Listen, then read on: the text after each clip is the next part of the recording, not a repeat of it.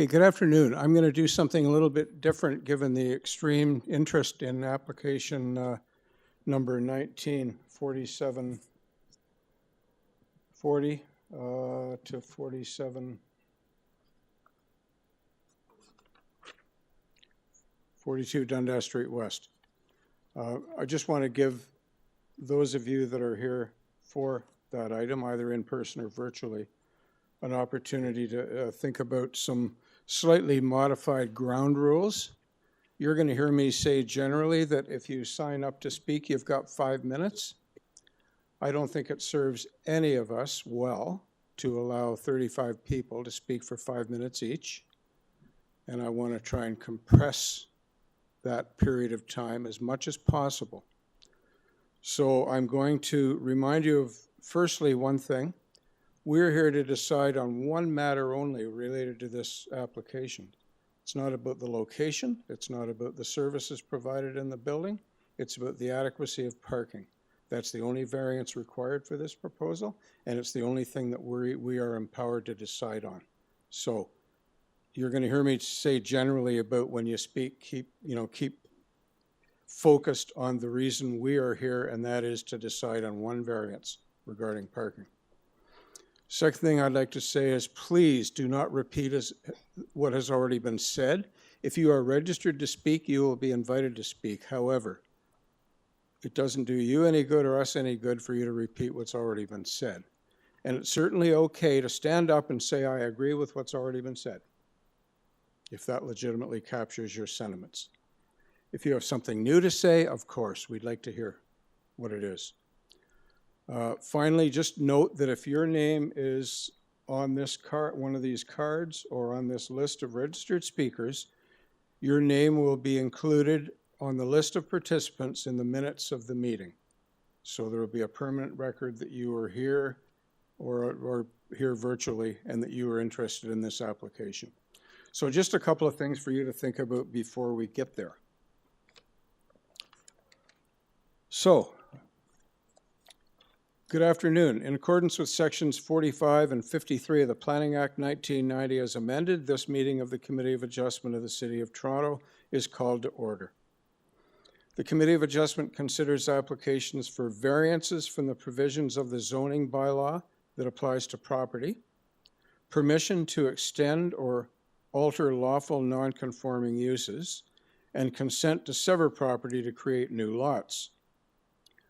We acknowledge the land we're meeting on as the traditional territory of many nations, including the Mississaugas of the Credit, the Anishinaabe, the Chippewa, the Haudenosaunee, and the Wendat peoples, and is now home to many diverse First Nations, Inuit, and Métis peoples. We also acknowledge that Toronto is covered by Treaty 13 with the Mississaugas of the Credit. Committee of Adjustment public hearings have for some time now been conducted in a hybrid in-person and virtual format. Some applicants and participants will make their submissions in person, and others will participate virtually by electronic means through WebEx, an online digital platform. The meetings are also streamed on the Toronto City Planning YouTube channel, and anyone wishing to view the hearing may watch on YouTube. Those who want to participate virtually and have registered in advance will be connecting with their computer, tablet, smartphone, or telephone, and have the option of participating via video or audio only. All virtual participants will automatically be muted on entry. When your item is called, you will be unmuted by the moderator, one person at a time. We ask that you also mute your devices until you're called on to speak. Those participating by video appearance will be temporarily upgraded to panelist when your item is being held.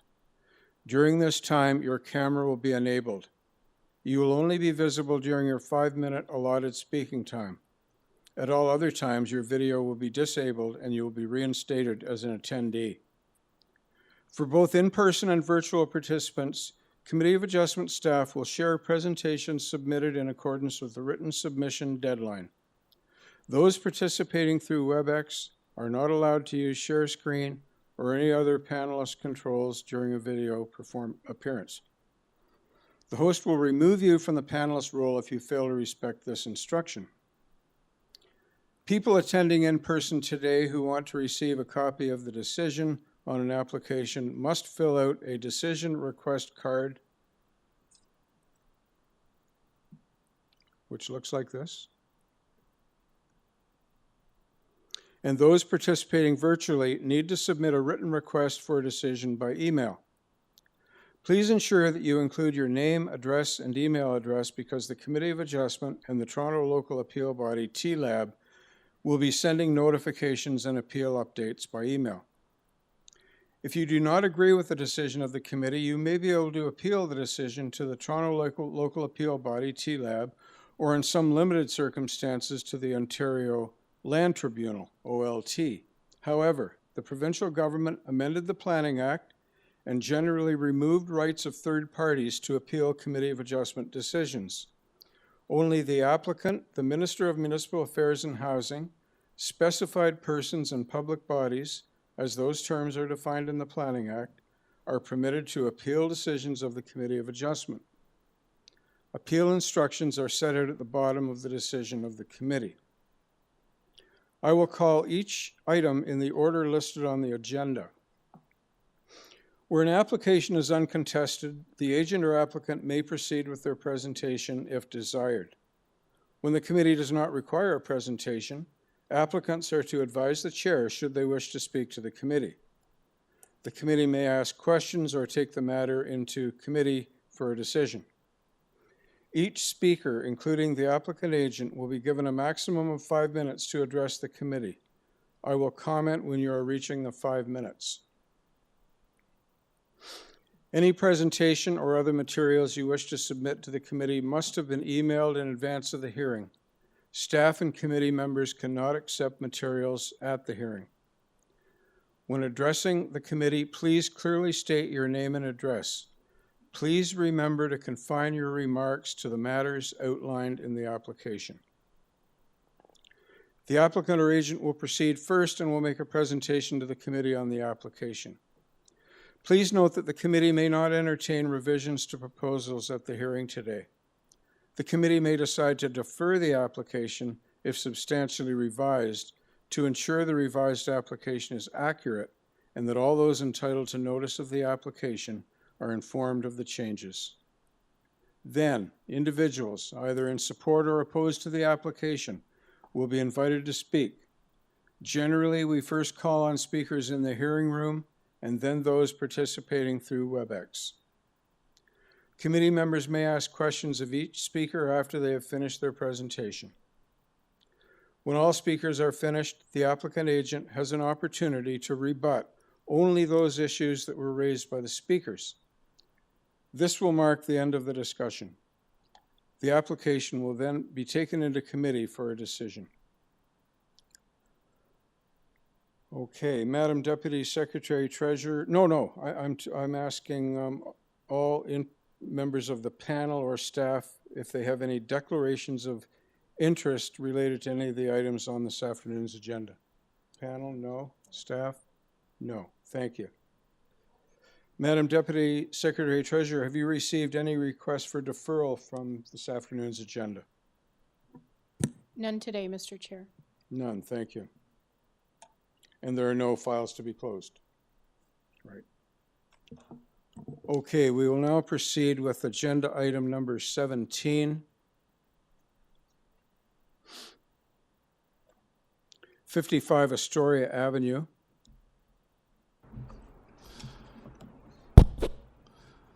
Hello, committee. My name is Joshua Sorry, McCallum. I just wanted to do a little brief intro to this. Yeah. The purpose of this application is to construct a new detached dwelling with a detached garage, as well as a deck in the rear yard. We have a Metrolinx advisory, urban forestry condition 3, clearance from RNFP and a clearance from TRCA. I'm inclined to treat this as being quite straightforward unless anyone on the panel requires a full presentation. No? Sir, would you be okay with limiting your participation to answering any questions if we have any? Yep.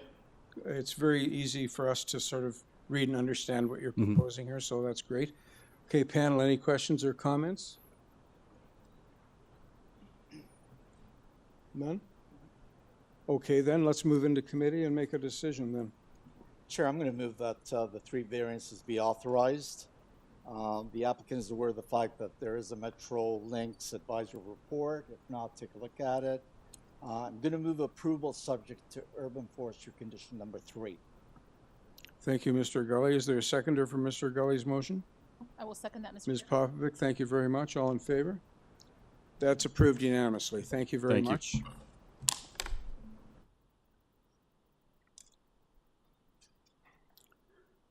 Okay, we'll now move to item 18,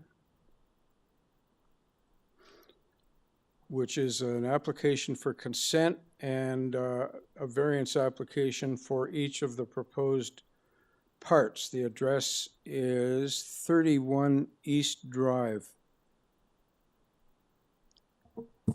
The agent is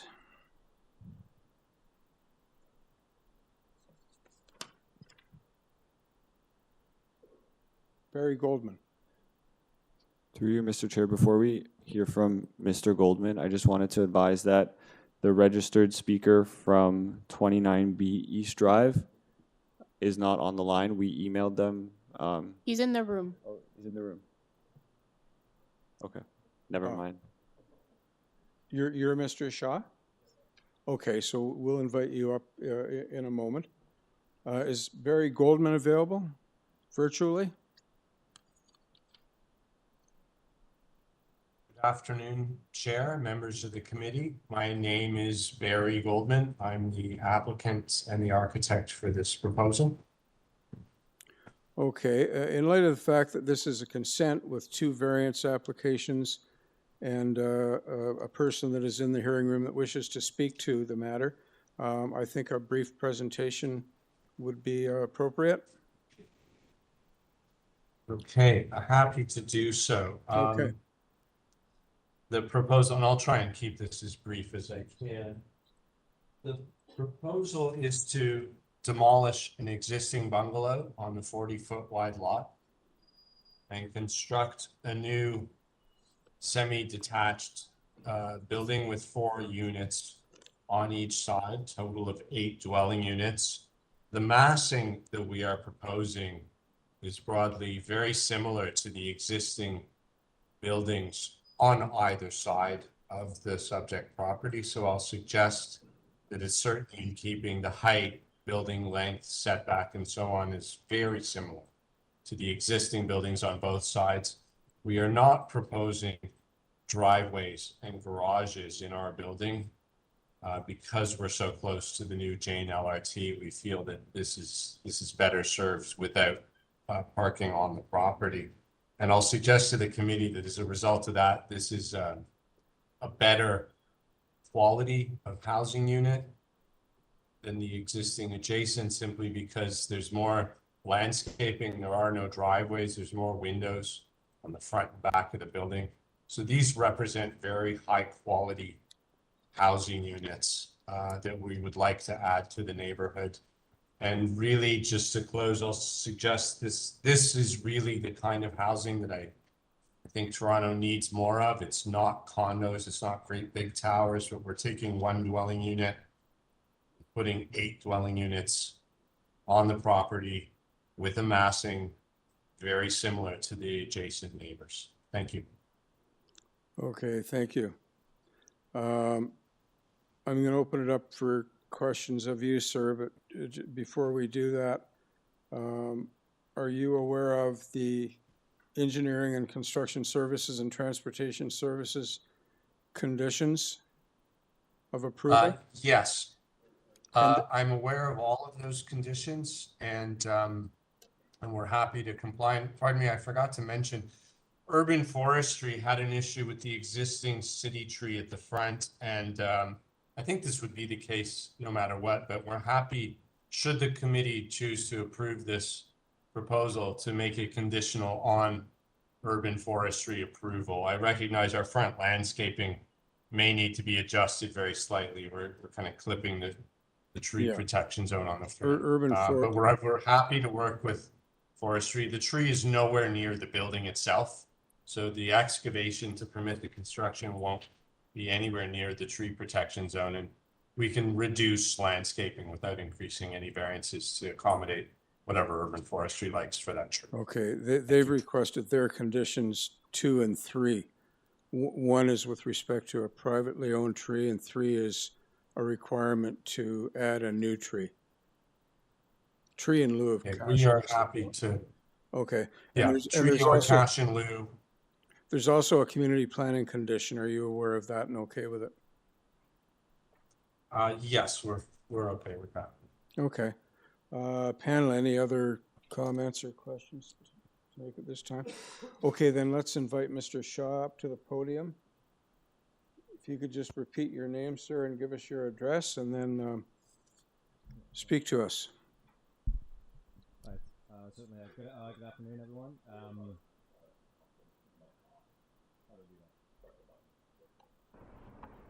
How about that? All right. Okay. Just pull it down a little. It's short guy. Perfect. Yeah. So good afternoon, everybody. My name is Kaushal Shah. I live at 29B East Drive. I live with my wife and 2 kids, age 6 and 8, and we're on the boundary. We share a boundary with 31 East Drive. I understand the need for housing in the city, and we accept 2 semi-detached homes, each intended for 1 single family. During construction, I would request a fence, either temporary or permanent, to be built approximately 6 to 8 feet in height, and that no construction materials or workers on my walkway, as my kids use that walkway to access the yard, our backyard. In addition, we never received any notification of a semi-detached home or any dwelling until Thursday, dated on June 24th. Just want to mention that I'm not in favor of 8 rental units, as we feel like my family feels it's not suitable for this street, which is considered a single family residential street. It's currently being used as a through street, East Drive that is, and adding 8 more families will just increase an already strained street. During school, there's quite a bit of traffic backing up onto East Drive because people are using it for various reasons. We moved to this area as it was mostly young families where we can grow, and which we have. We've been living there since 2013. And because of the population, and because we're also living near a ravine, where there's a lot of green space, and we're concerned that the basement walkout of the proposed building will extend a little too far to remove some more additional green space.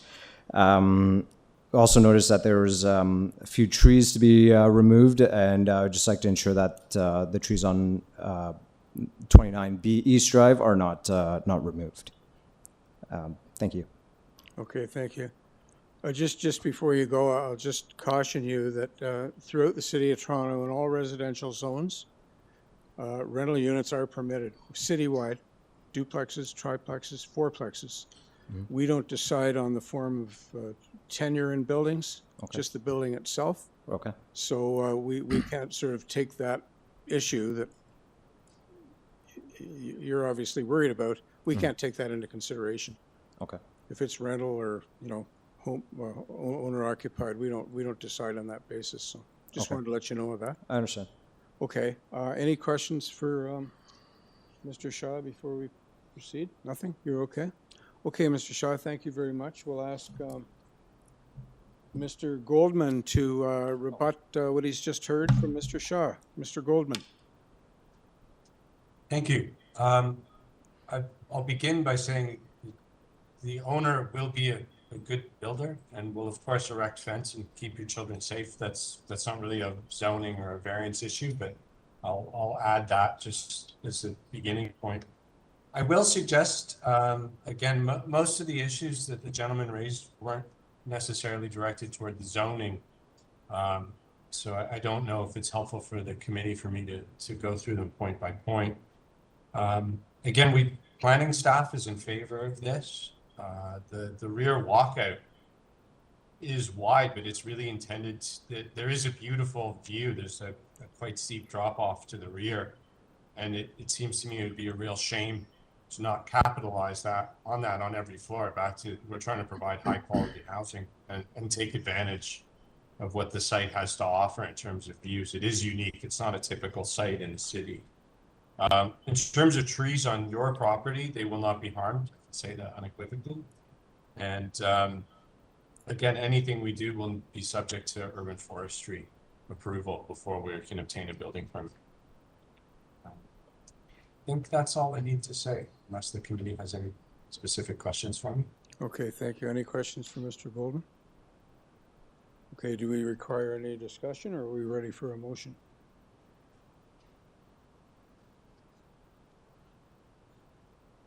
Nobody wants to say anything? They were, but they've, the question is, did urban forestry request deferral? And they did, but they offered us the option to impose conditions 2 and 3. So with that, I would make a motion to approve, as I do believe the application meets the 4 tests, subject to the conditions of ECS, planning, and forestry. And planning. You did.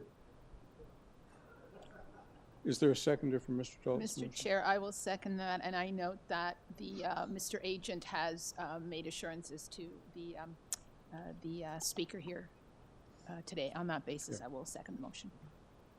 Okay, all in favor? That is unanimously approved. Thank you very much. Thank you. So, sorry, Mr. Chair, before we move on to item 19, there's just 2 people that I'm unsure who they are, so if I could just sound check them before we get going. I have Nicole. Hi, this is Nicole Patterson. Nicole Patterson, okay. Perfect. Thank you, Nicole. Thank you. And Raveen Kalra. Raveen? Hi there, I'm here, but I don't know if I'm here for this, if there's multiple hearings today, but I'm here for the hearing for the medical center on Dundas and Islington. So not sure if I've missed it or if it's still to take place. It's coming right up. Like it's the next item. So I was just sound checking because you logged on after we started, so I just wanted to make sure everything was working properly. No problem. Thank you so much. No worries. Do that, just because the order has been set. Deferrals are one thing. Okay, you're straightened away? Okay, so item number 19, 4740 to 4742 Dundas Street West. The purpose of the application is to permit a parking deficiency for the proposed medical clinic with ancillary pharmacy.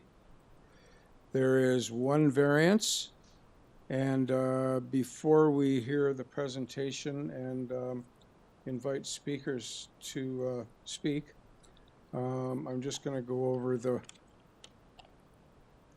3 ground rules that we set before the start of the meeting.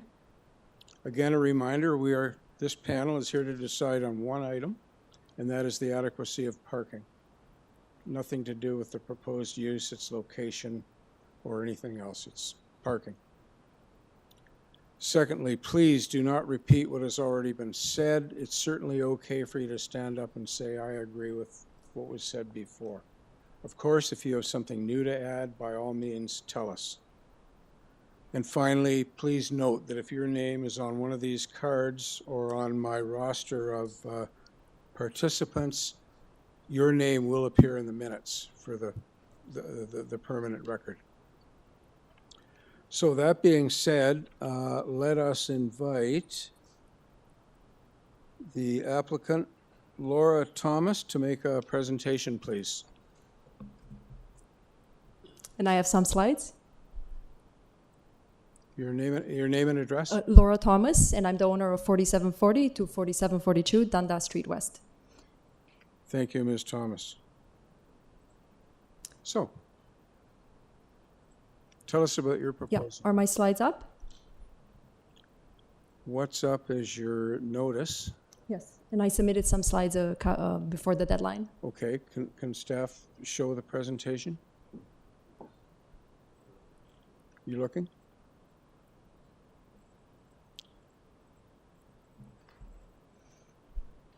Can we zoom in? There you go.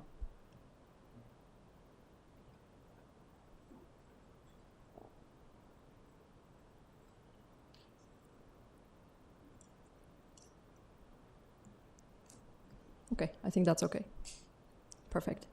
Good afternoon, Chair and members of the committee. My name is Laura Thomas, and I'm the owner of 4740 to 4742 Dundas Street West.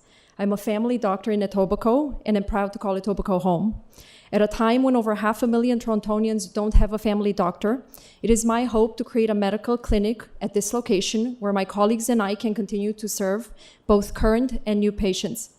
I first presented my proposal to you on June 8th last year to seek approval for a minor variance concerning a parking deficiency. At that time, my proposal was to use both floors and the basement for medical use. My meeting was deferred because the committee requested more information and to address neighbors' parking concerns. After my meeting, I personally reached out to the objecting neighbors to understand their concerns. As a result of those meetings, I reduced my proposal to 2 floors, removing the basement, which reduced the parking deficiency by 1/3. Next slide, please. The property is located steps away from Islington and Dundas Street West. It is a double unit in a plaza with 3 other smaller units. As per the legal description of the property from 1960, the property is entitled to the exclusive use of the 4 parking spots in front and 4 in the back for a total of 8.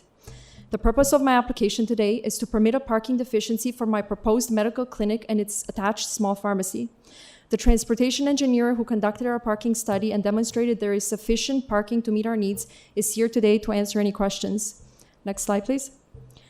The property's current approved use as a restaurant and 2 residential units requires 25 parking spots with only 8 physically available. Despite a deficiency of 17 spots, the restaurant operated successfully for 34 years without issue.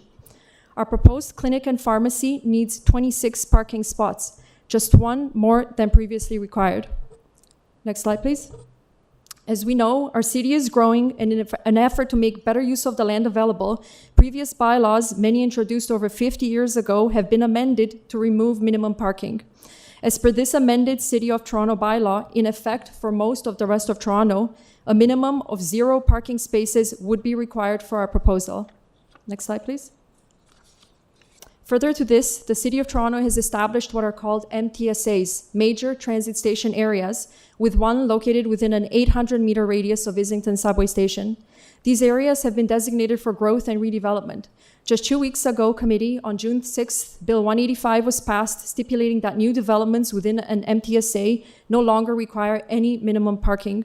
Our proposed medical clinic is steps away from the boundary of the Islington MTSA, as you can see on this map. Next slide, please. The location of this property near Islington and Dundas means it is highly accessible and well connected to the existing transit system in the area. It is a 5-minute bus ride or a 12-minute walk from Islington subway.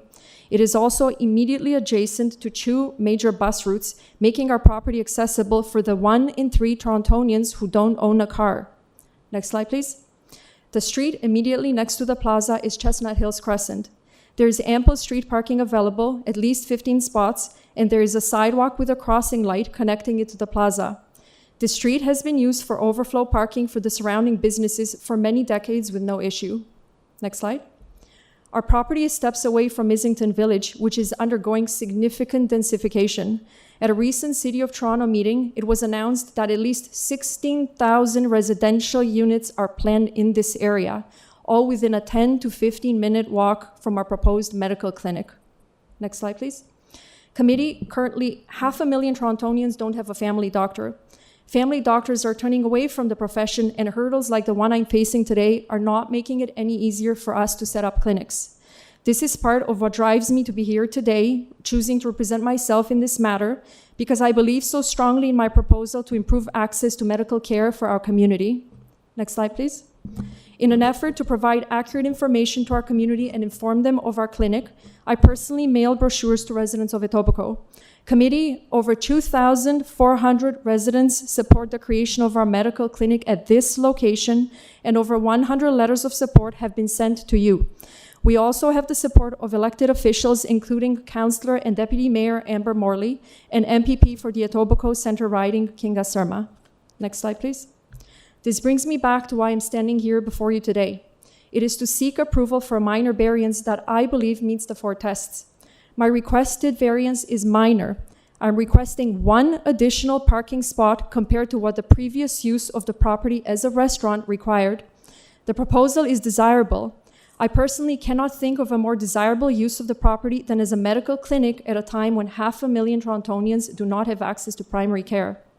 My proposal satisfies the general intent of the zoning bylaw. This is an appointment-only medical clinic in an exceptionally pedestrian-friendly area near a major intersection with excellent access to public transit. My application is not unique. Most clinics in Etobicoke have 0 parking or much larger parking deficiencies and operate successfully in the neighborhood. And last, our proposal meets the general intent of the official plan. Our medical clinic fits in with the city's long-term vision for creating complete and walkable communities where patients can access essential services like medical care within a 10-minute walk from their home. Committee, I will end by asking everyone here today, where should residents seek medical care if not within their own neighborhood? Thank you. Thank you.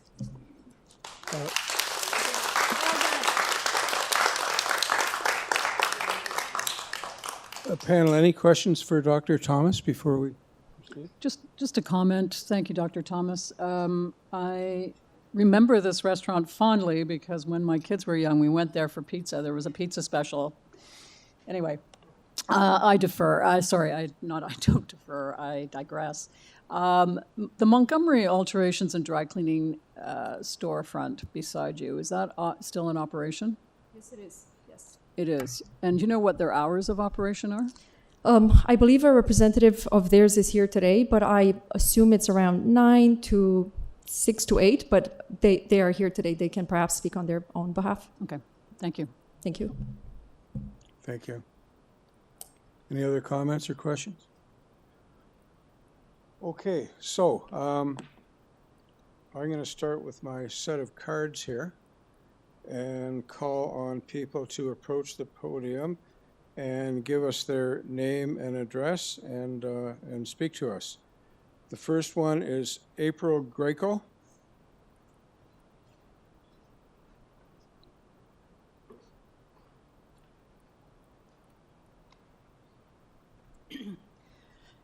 Thank you for this opportunity to address this situation. I am a senior in the area with a number of health concerns, and I need the accessibility. Sorry, your name and address, please. April Greco, 78 Hartfield Road. Okay. Accessibility is extremely important for me. Dr. Thomas spoke to the number of people who do not currently have a family doctor, and I've been served extremely well by Dr. Thomas. Concerned as to where I would find a doctor given the number of people, was it 2.5 million who currently do not have doctors?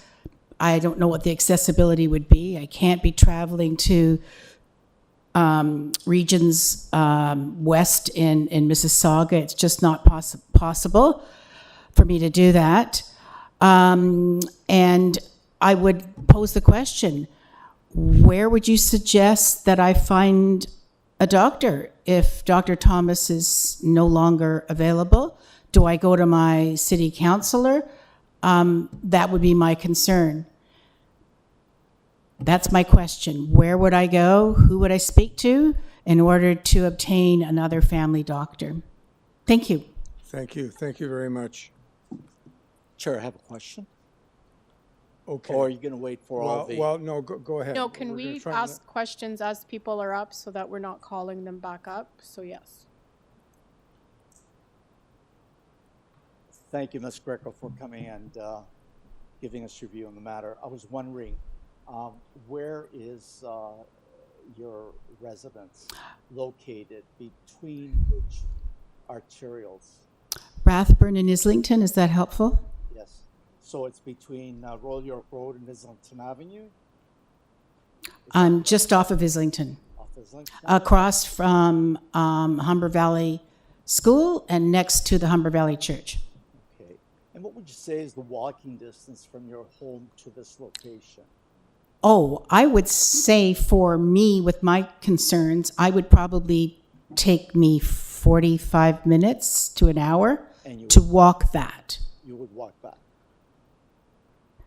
Or If I had to. And also the concern would be with the bus route, the snow, the ice, I can't really be out there risking another break, another fracture.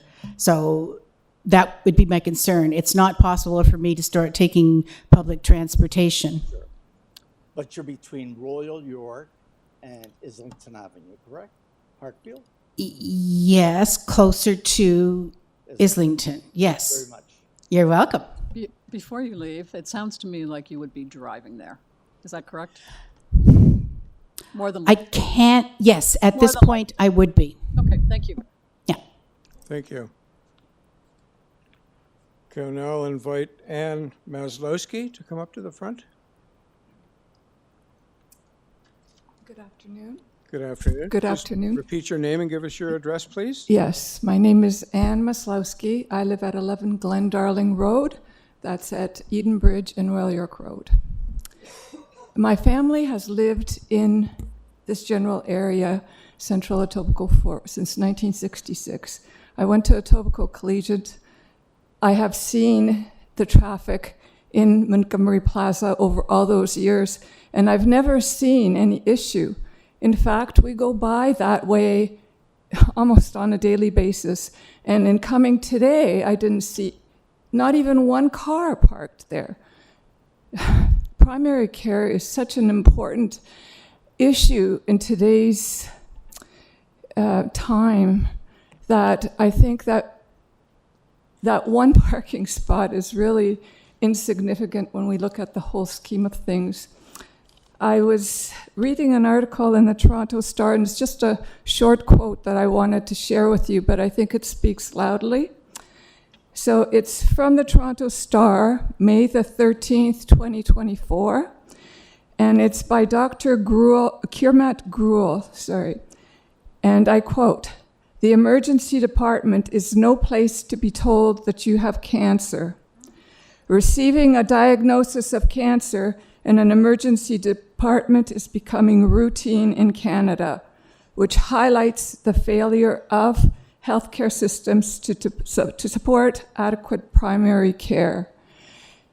There is also a recent program on The Current, CBC's The Current, at 8 o'clock in the morning, and they interviewed a lady that's found cancer. She was only in her 30s, and she had to go through the emergency system. They didn't put her through to oncology. It was just, they're dealing with so many different things that it took her many months to get properly diagnosed and treated.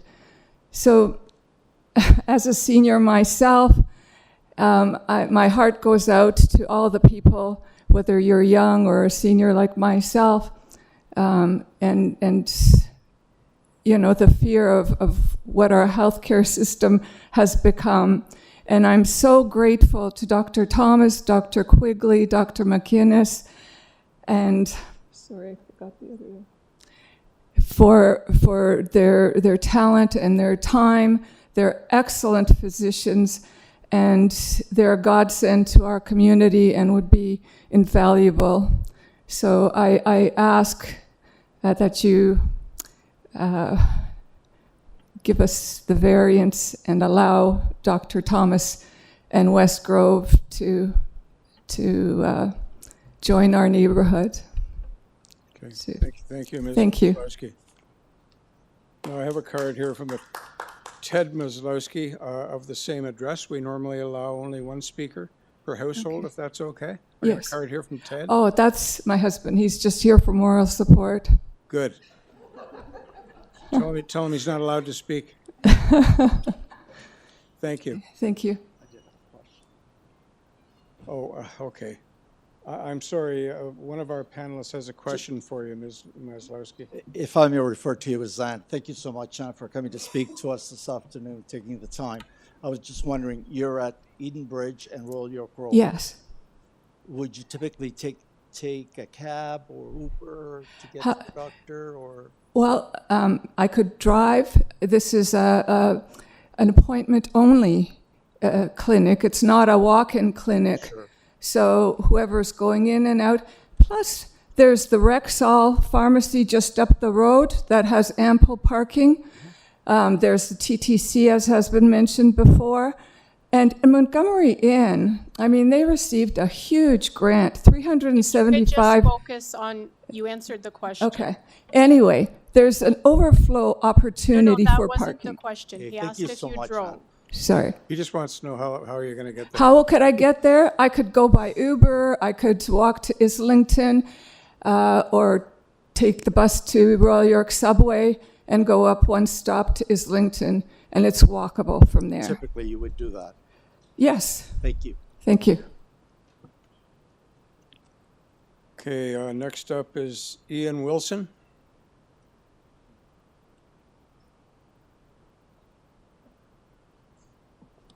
Mr. Wilson, if you could repeat your name and give us your address, please. Yes, I'm at 35 Matisse Road, which is about 500-600 meters to the west of the property. Actually, I hadn't thought about speaking today, but thank you for calling me up. In my capacity as a commercial broker, and I'm not a patient of Dr. Thomas, but what I see here at this juncture, and you have the unenviable task of doing the right thing today, but it's to apply an aspect of fairness. In my job with handling hundreds of clients, buying properties and selling properties and leasing them on a commercial basis, I see sort of an unfairness of how bylaws are applied, bylaws are written, and I just simply would ask here that as you look at Dr. Thomas's application, that a fairness be applied for her clinic as it pertains to the parking. I think it's absolutely minor in nature, and I think she deserves this win. Okay, thank you. Any questions? Any questions? No questions? Good. Next up, we have Richard Milley.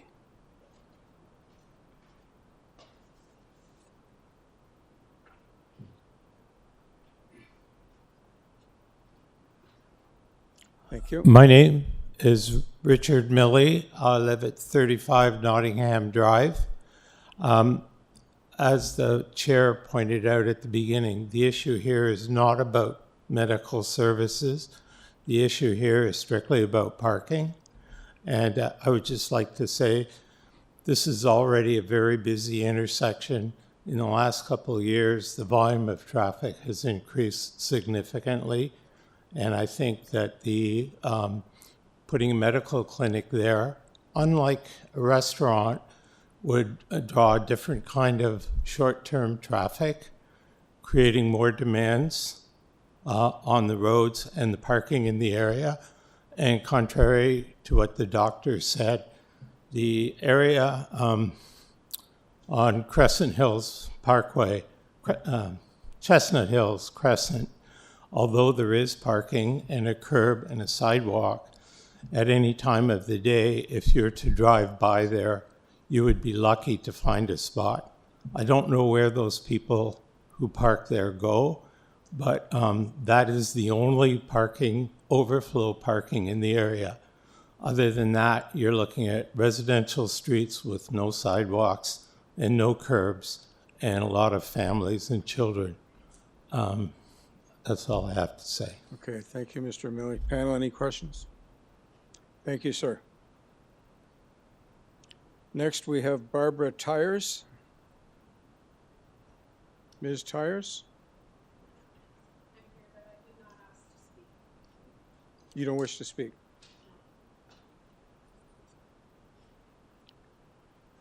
Morris or Maurice Farard? You're happy?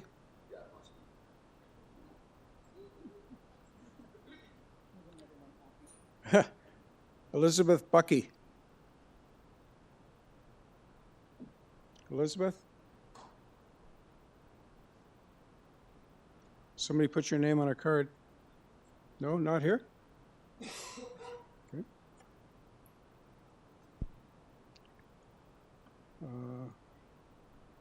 Hui Ming Ma? No comment. Okay. Kelly Shaw.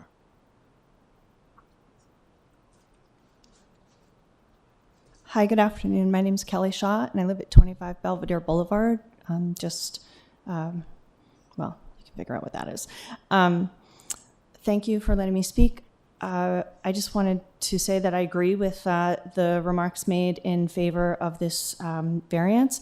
I'd also like to point out that I have adolescent children who seek their care with Dr. Thomas, and it's real benefit that they are able to independently seek medical care. They can take the TTC, they can walk from their school, and as they, on the cusp of adulthood, are able to manage their own care, kind of take ownership of that, to have that access, I think is a really crucial part that, while we've heard some from seniors that, have different needs, I think taking into consideration the access for younger patients and adolescents, I think is really vital. So I thank you for hearing that point.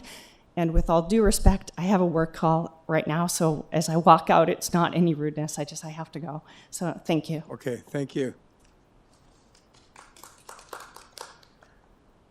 Okay, we can now move to our virtual participants. Oh, pardon? Okay, sorry, just a moment, just a second. Okay, yes, I do have Nicole Patterson. Nicole's online. And then I have a Nicole Goodwin. Mr. Chair, do you want me to I have marked down who's in person and who's online? Why don't you manage this part of the production, and I'll follow your instructions. Okay. So first on my list of those in person is Peter Milchin.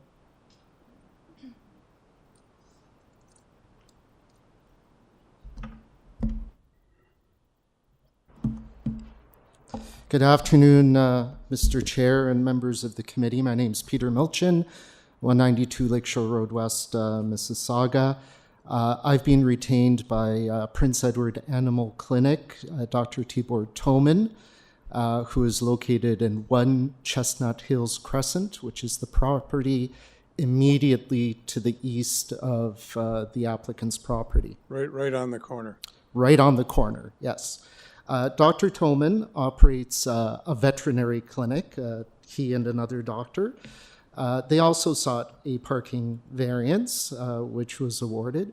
They have 9 parking spots, and they've had no issues for the last couple of years. How many were they required to have? I believe it was 16. And they've been functioning well with 9? Yes, but it is only 2 doctors, and it is by appointment only. So Dr. Toman is certainly not opposed to a medical clinic, a medical practice operating at this location. He, as a local resident, thinks it's a good thing.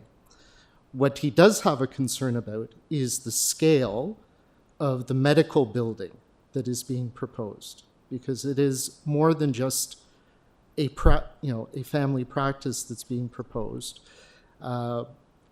Multiple doctors, a pharmacy, space on the ground floor that a year ago was being stated would likely be a physiotherapy clinic. We don't know whether that would still happen or not. The basement has been eliminated from the application that's before you, but I note the plans still show a passenger elevator and 2 washrooms being located in the basement. So perhaps no clinic today, but perhaps a clinic in the future, which was the original intent. And this is the issue. It is the scale of the clinic that is being proposed, and the view that the 8 parking spaces proposed are insufficient to support that scale. There is no green pea parking within easy walking distance of this location. Dr. Toman doesn't have a sidewalk on the west side of Chestnut Hills Crescent in front of his property, so people that do park on Chestnut Hills Crescent may or may not be walking on a sidewalk. They might be walking down the middle of the road. They might be trying to walk across his property to get to this clinic. These are the concerns that Dr. Toman has. And, potentially the friction and confrontation that could occur if somebody attempts to use his parking spots for his patients while they just run in to the other clinic. And this When you call those spots his spots, are they on his property? They are on, he has 9 parking spots on his property. We retained a transportation planner last year to review the original parking justification study submitted by the applicant. We had, our transportation planner had certain concerns about that there was no modal split data to substantiate the argument that people would be walking and biking and so on, not just driving to the medical clinic, that the proxy sites aren't necessarily comparable, that there was no analysis of those other sites of how overflow parking is dealt with there, and the lack of mitigation measures and lack of impact analysis on neighboring businesses. We continue to have similar concerns with the most recent parking justification study, and I've outlined those in my letter. And we rely very much on the City of Toronto Transportation Services comments, which were received last year from Mr. Nicolucci, and they state in part, as stated in Transportation Services' previous comments for the subject site, and again mentioned by residents, alternatives to driving and parking nearby are not fully feasible, especially in the Mr. context Milchin, of medical you've run out of overtime. Okay. Thank you. Are you good? Thank you. Any questions for Mr. Milchin before we move on? Okay, thank you. Okay, next. Okay, Adam, who's next? Next up, we have Patrick McManus.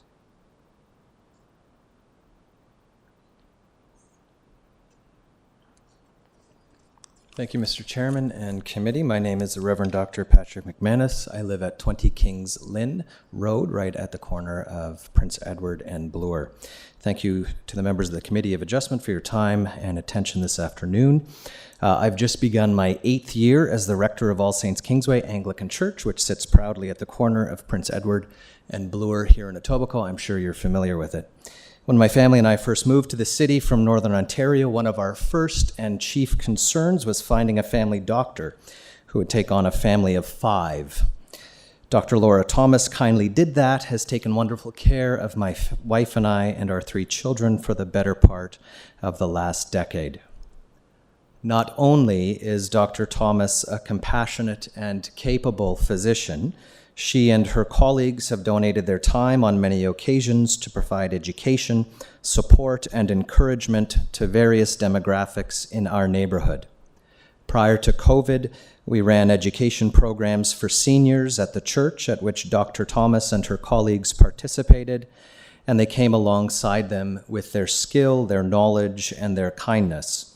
This community work had a direct impact on many families and individuals in my parish.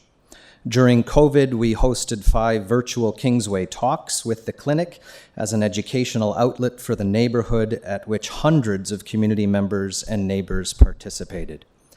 And so not only are Dr. Thomas and her colleagues committed to the medical needs of their patients, they're committed to community building and the overall human flourishing of the neighborhoods in which they find themselves. This is, in my opinion, what should be occupying the committee's vision and imagination as you consider to permit a parking variance to allow a wonderful, caring, and compassionate group of doctors to serve this community and its surrounding neighborhoods. Of course, it's about parking, but parking is the proverbial tree. The human flourishing of this community is the forest. Don't miss the forest for the trees this afternoon. While this is about parking, your decision and its impact today are about people, like my family and I, like the many others who wrote in support of this, like the 2,400 other people, some of whom are my own parishioners, who are also patients, who signed a petition in support of this. Many of them are seniors. They don't drive. For this clinic to have to move further afield would be devastating to their overall well-being. That also becomes a pastoral problem for me. And so I find myself supporting this because it supports my work on the ground as well. It's interconnected, concerned as I am for the overall well-being of those I seek to serve in the community. It would be very unfortunate to allow an outdated bylaw to negatively impact the overall human flourishing of this community. And so as a community leader, I wholeheartedly support this application, and I personally look forward to visiting this new clinic by car, by bicycle, or by foot in the years and the decades to come. Thank you. Thank you, Reverend Doctor. Questions? Any questions for Reverend Doctor? Thanks. Thank you. Next on my list, I have Catherine Figuera.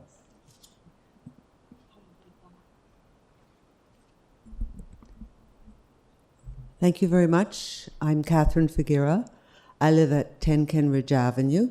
Before you ask me, Kenridge Avenue is 14 streets south of Bloor, and it runs off Prince Edward. Near Barry Road. Pardon me? Near Barry Road. Very close. Yes, yes. It's actually 5 blocks north of Barry Road. So I know, you know exactly where I live.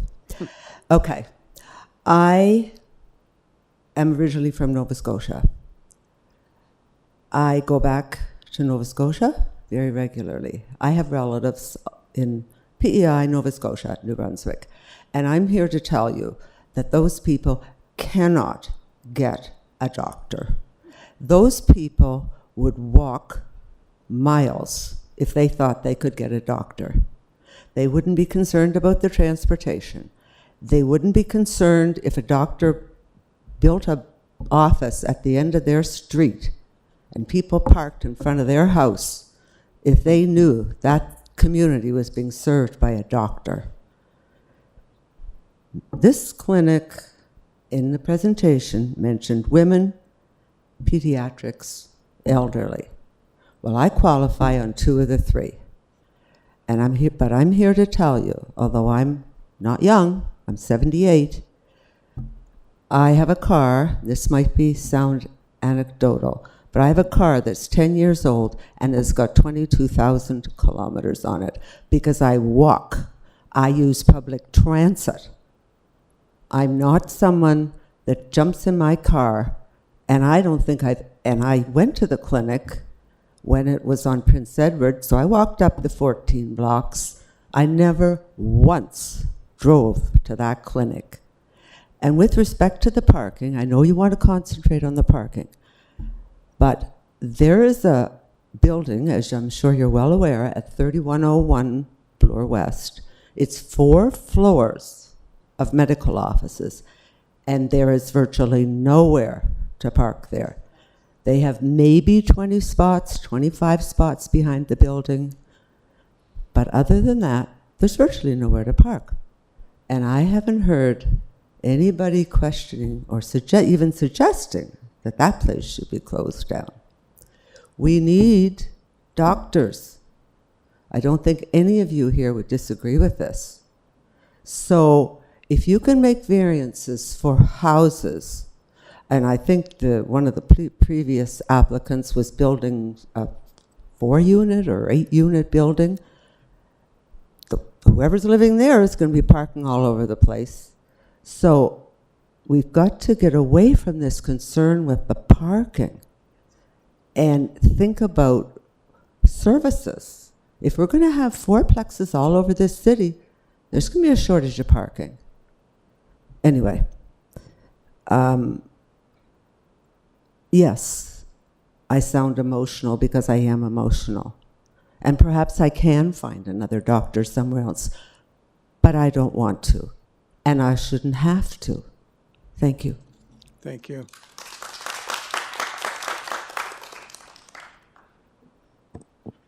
Next on my list, I have Katerina Sliva.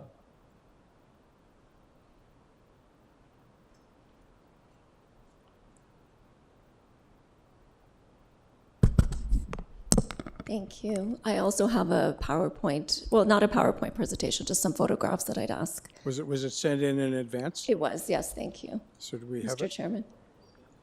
From Denton's, that's right. Yeah. You indicated Meantime, you could had you just them. give us your name and address? Absolutely. My name is Katerina Sliva. I'm a municipal planning lawyer at Denton's LLP. We're located at 77 King Street West. My address is an Etobicoke address.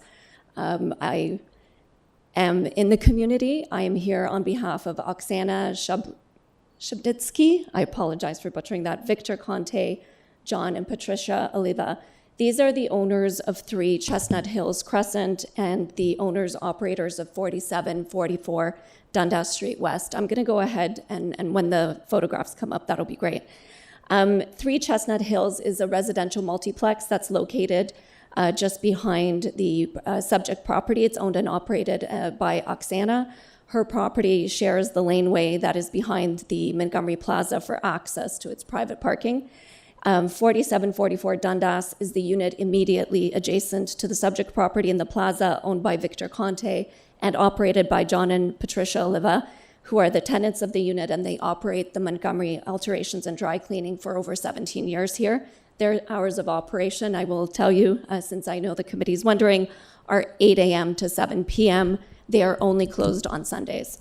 We sent a letter to the committee dated June 26. I hope that you have it and have had a chance to review it. The proposed clinic would be sharing the rear Chestnut Lane and access points from Dundas Street with our clients.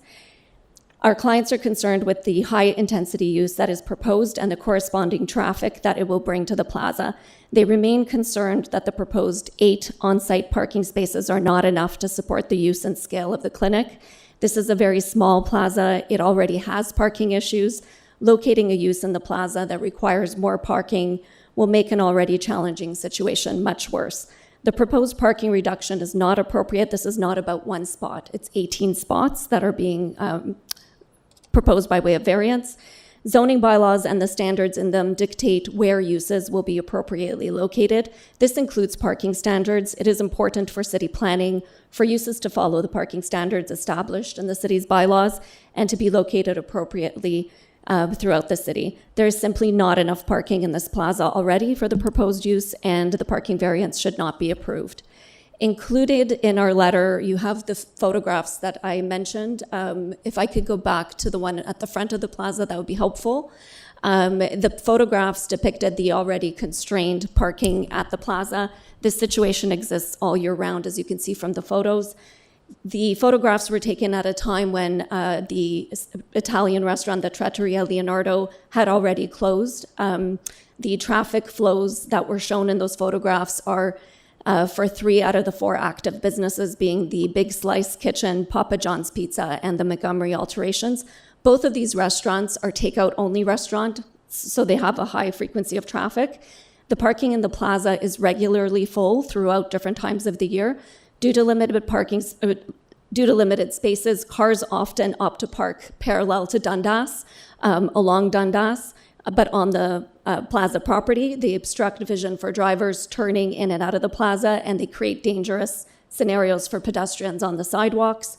Some also park directly behind parked cars, blocking them in.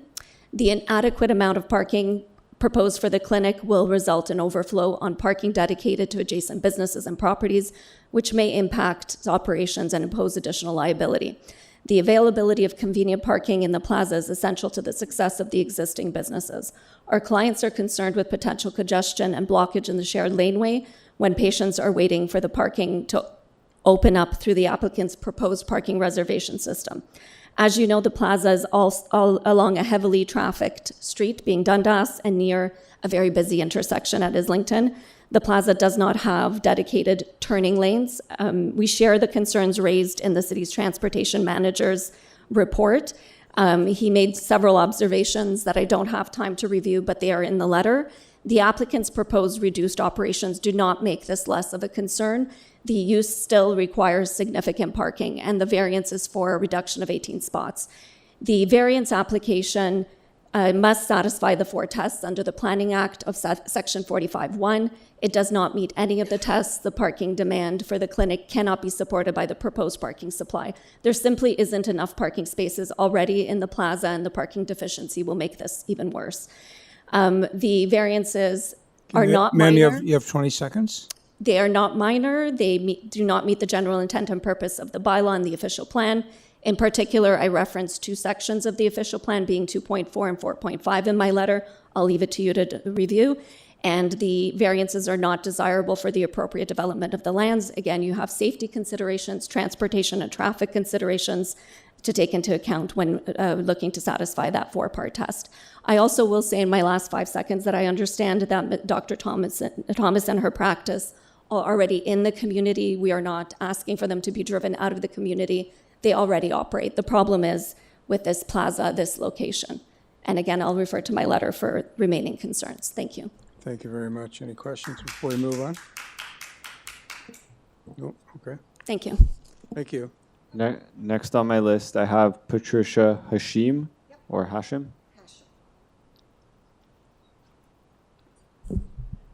Good afternoon. My name's Patricia Hashim. I go by Patty, and I live at 9 Burnhamthorpe Crescent, which is just at the corner of Dundas Street West and Burnhamthorpe Road, beside the Islington United Church. Our area within 5 years won't look anything like it does now.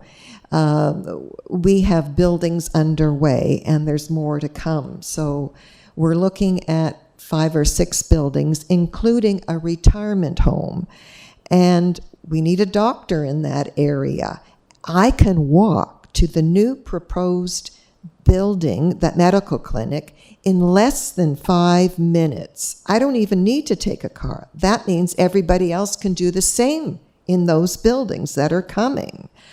Apparently there is public P parking, city parking, south of Dundas on Islington, called the Tom Riley Park. You can look that up. It's P parking. And that's a 5-minute walk. Parking shouldn't be an issue. We want to go green in Toronto. Toronto is signed up to be the C40 cities. You must have known about this. That means we're going to do to Dundas Street what we've already done to Bloor Street. We're going to put in 1 lane each direction and bicycle lanes. And between the bicycle lanes and the one-way cars going, there will be parking spots all along Dundas on both sides. So what's the big deal about parking? There's going to be ample parking. There's not enough businesses for those parking spots that are going to be coming even. I mean, people are worried for nothing. You've got the P parking on Islington. You've got the Dundas proposed bicycle lanes with the parking coming. And you can walk. I mean, there's going to be 16,000 units in my area within 5 years. All these proposed buildings, Rexall is going to be demolished. They've been given 29 stories, but they want 35. That's what the holdup is. Then you've got 2 buildings south of me that are halfway built. They'll be ready for move-in about a year. You've got Amica retirement homes coming on the northwest corner of Dundas and Burnhamthorpe Road. Those people are going to need a doctor, and they can walk within 5 minutes to this clinic. And then you're going to have townhomes behind them and more buildings. I mean, it's going to look like Yonge and Eglinton, basically. So we need the services for this area.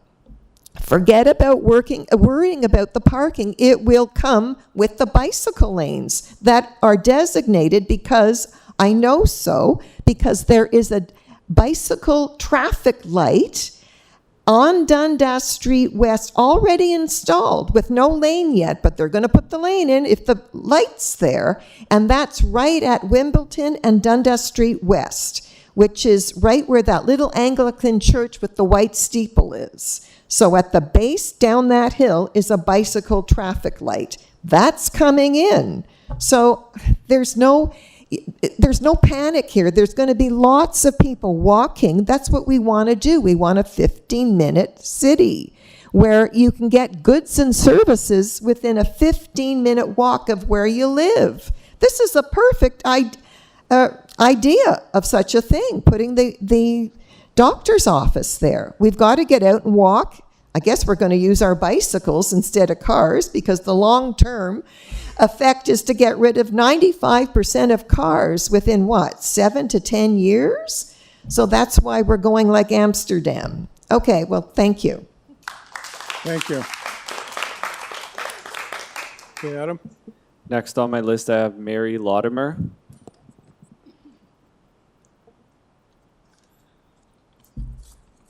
So my name is Mary Lynn Latimer, and I have lived in Etobicoke for 40 years.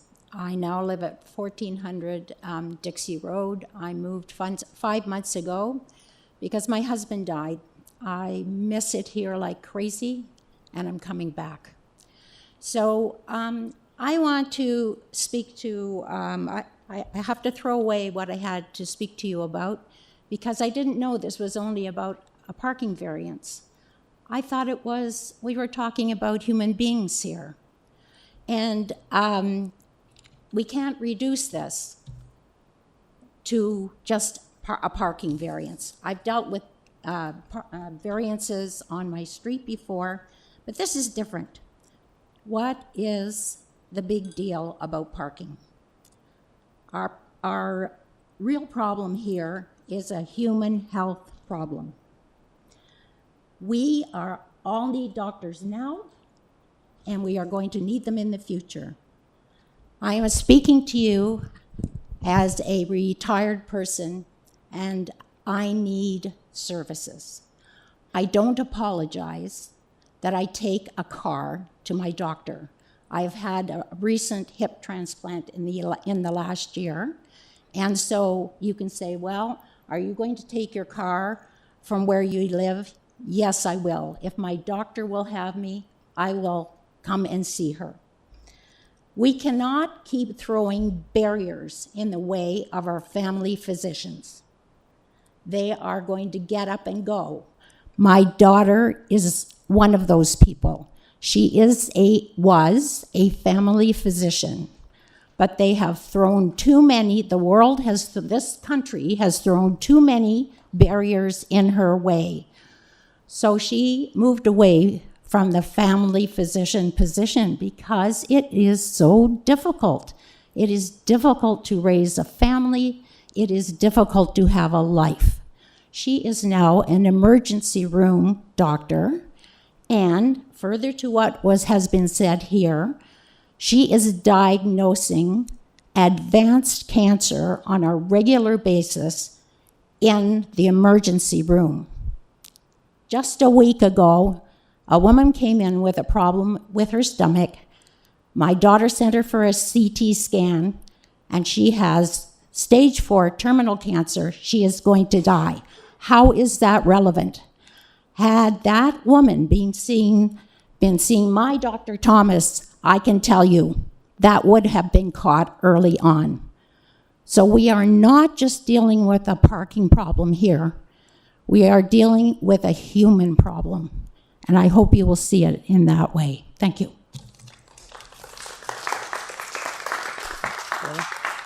Next up, I have Brian Rutherford.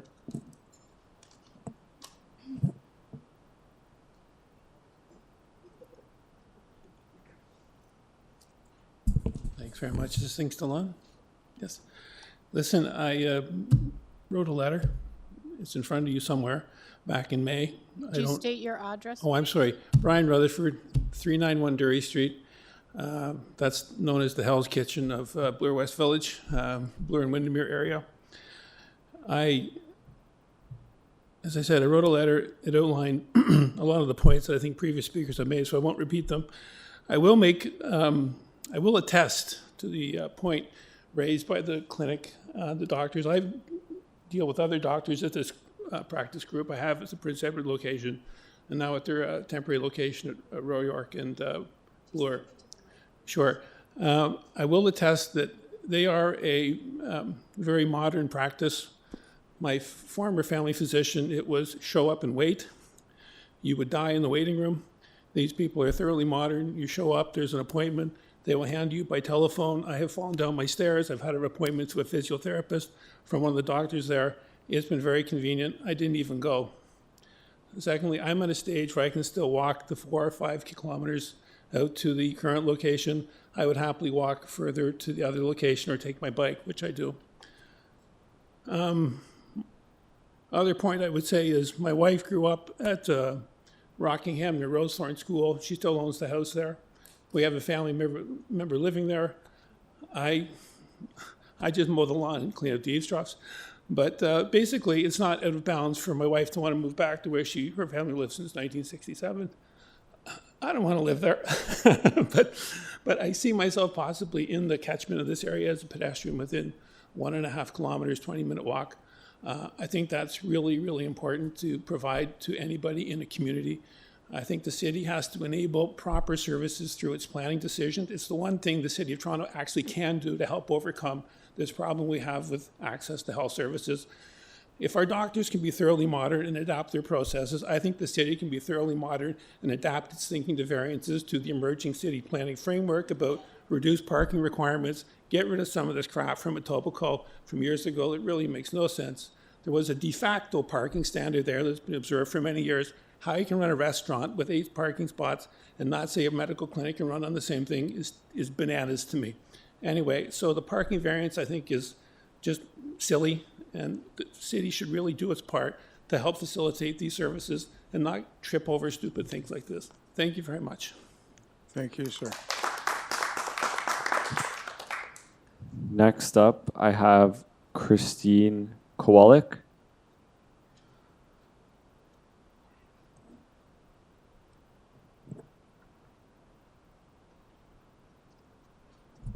I'm a little shorter, sorry. Good afternoon. Thank you to the committee members to allow me to speak. My name is Christine Kowalik. I live at 15 North Kingsley Drive, Bloor, Prince Edward. I can walk and I can bike to the clinic. And yes, if I'm really feeling ill, I may drive. I'm a former planner with the Ministry of Municipal Affairs, Natural Resources, Solicitor General, and a York University course director in emergency management. I understand planning matters and emergency management very well. Yes, density, zoning, parking, traffic, sunshine, and shade are matters important in neighborhoods. And in my view, these matters and provincial municipal interests are in land use planning are adequately addressed in this application in a full, accurate, and timely manner. Good planning has been addressed completely in this application. A minor adjustment, a minor variance to parking spaces is important and needed, so I support this application. Parking is not a life or death matter. Access to health care is a life or death matter. And you, members of the Etobicoke Committee of Adjustment, can make a difference and place a professional, well-planned and managed health care in my community. What happens to me if I don't have a doctor, health clinic in my community because of a parking matter? Can you answer that question? It's been raised by others. And those neighbors that live in the area, in the community, lucky you to be close to Dr. Thomas, Dr. Quigley, and her team. And by the way, get yourself on their wait lists of these doctors sooner than later because they are the best. I thank you for your attention. Thank you. Next up, I have Caroline Warnock.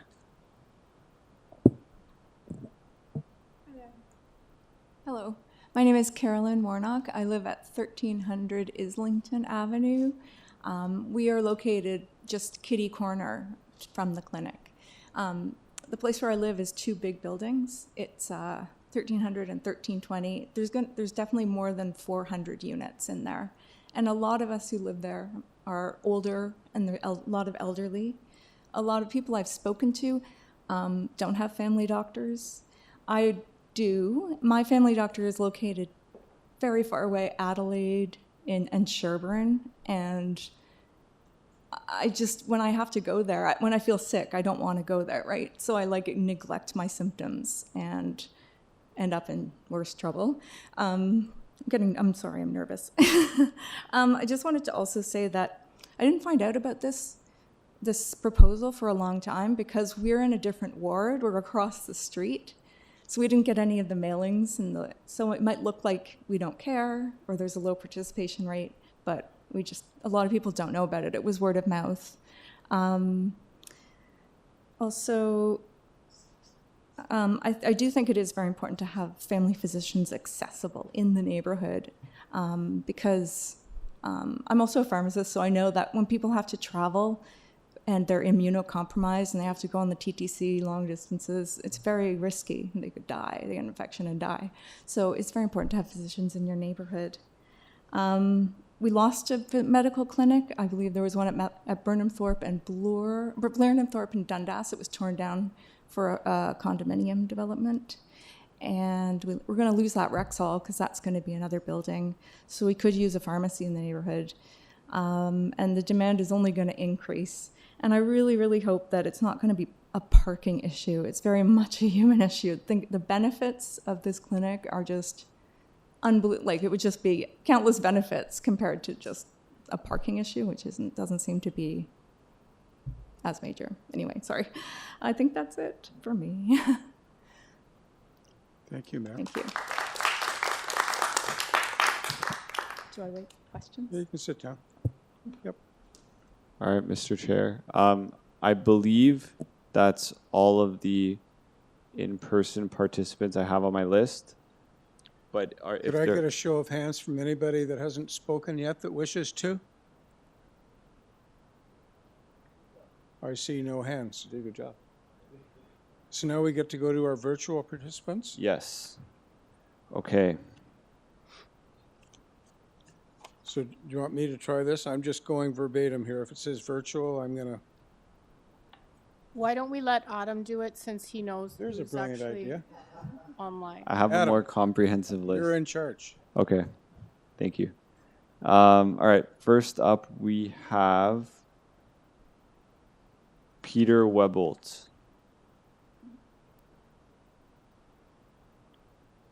Sorry, it's taking me. Good afternoon. Can you hear me? Yes. Yes.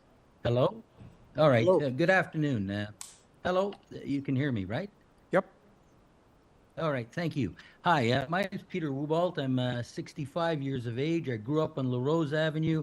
I used to take the 37 bus down to Dundas and Islington starting in 1973, and I'd walk up the hill Sir, to go to can we Michael get Powell. Where do you live now, address? sir? Where do you live now?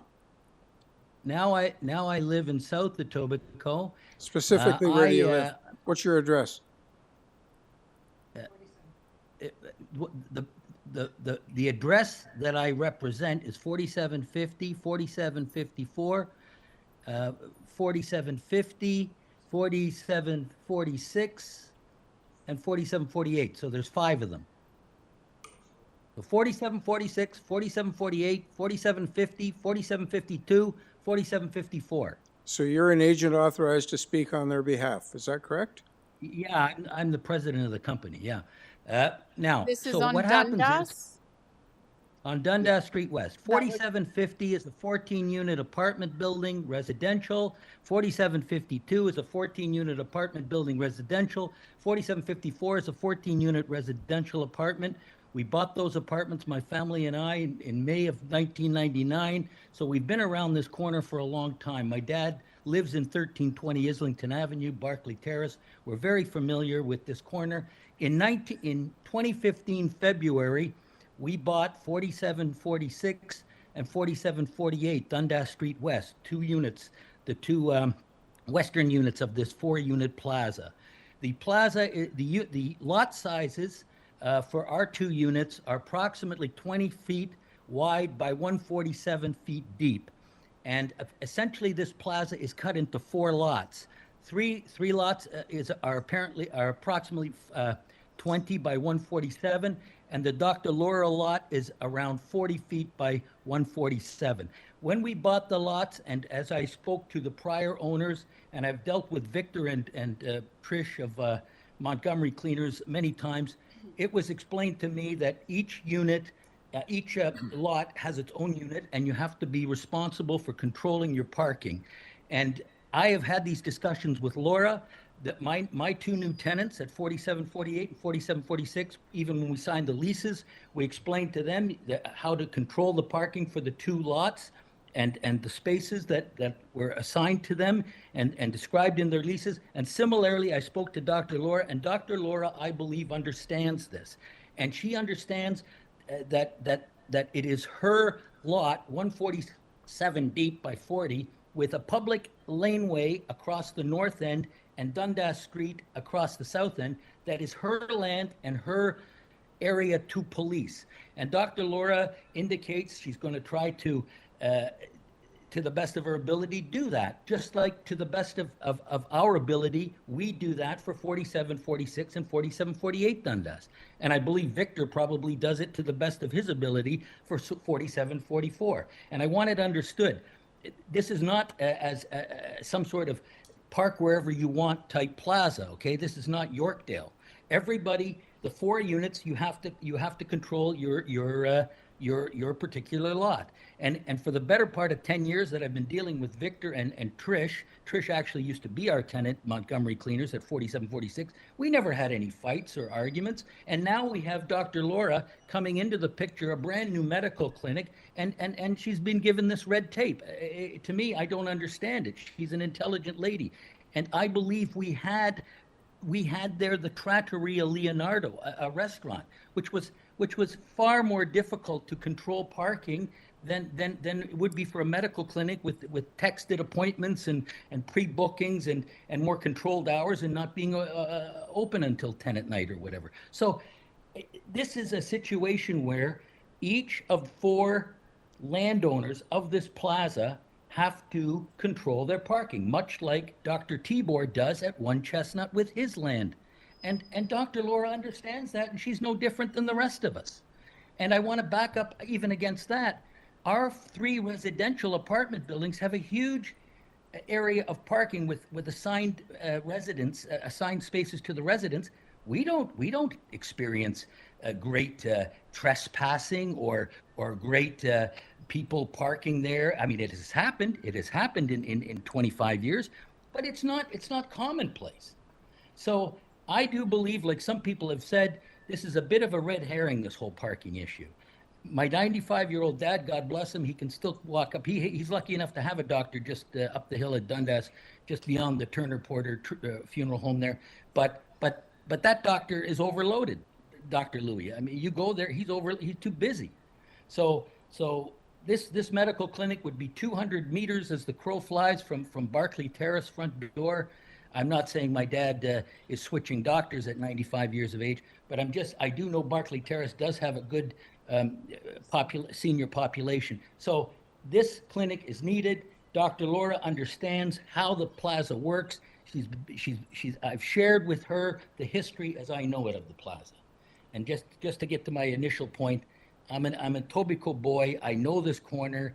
I knew Barclay Terrace when it was a Thorncrest. Hey, sir, you have 25 seconds to wrap up, sir. I'm done. I just please support Dr. Laura, and please do not see this as unfettered discretion that her clients are going to go park wherever they want. She understands she has to explain the limits of her portion of the plaza. Okay, thank you.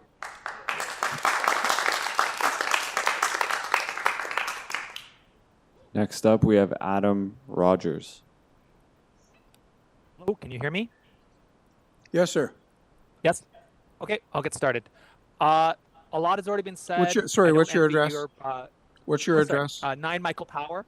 9 Michael Power Place, Thank just, you. I don't know, 4 or 5 blocks away from this subject site. I don't envy your position about dealing with this one. It's a tricky one. I'm fully in support of this minor variance, and actually, I appreciate sitting in and listening to the people who I understand their objections, but those in the area who have, as mentioned, the kitty corner location at 1 Chestnut Hills has already had a bylaw approval of less than required parking on that site.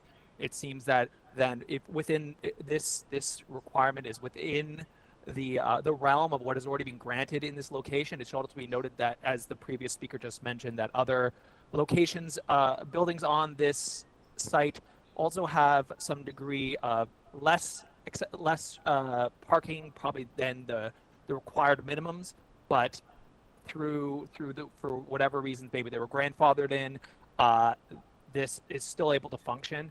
I should add that as much as I appreciate the local residents' concerns about overflow parking, I think having a responsible tenant who has gone the extra mile to be listened to concerns and make the necessary changes, and then be able to know the clients who are coming and driving is the ideal tenant for this location. If there's problems with parking, they know who to call. If there's an issue of that nature, the other tenants can discuss and sort this out. I would go into the dire need of doctors in Etobicoke Center and Islington Village, but it's already mentioned.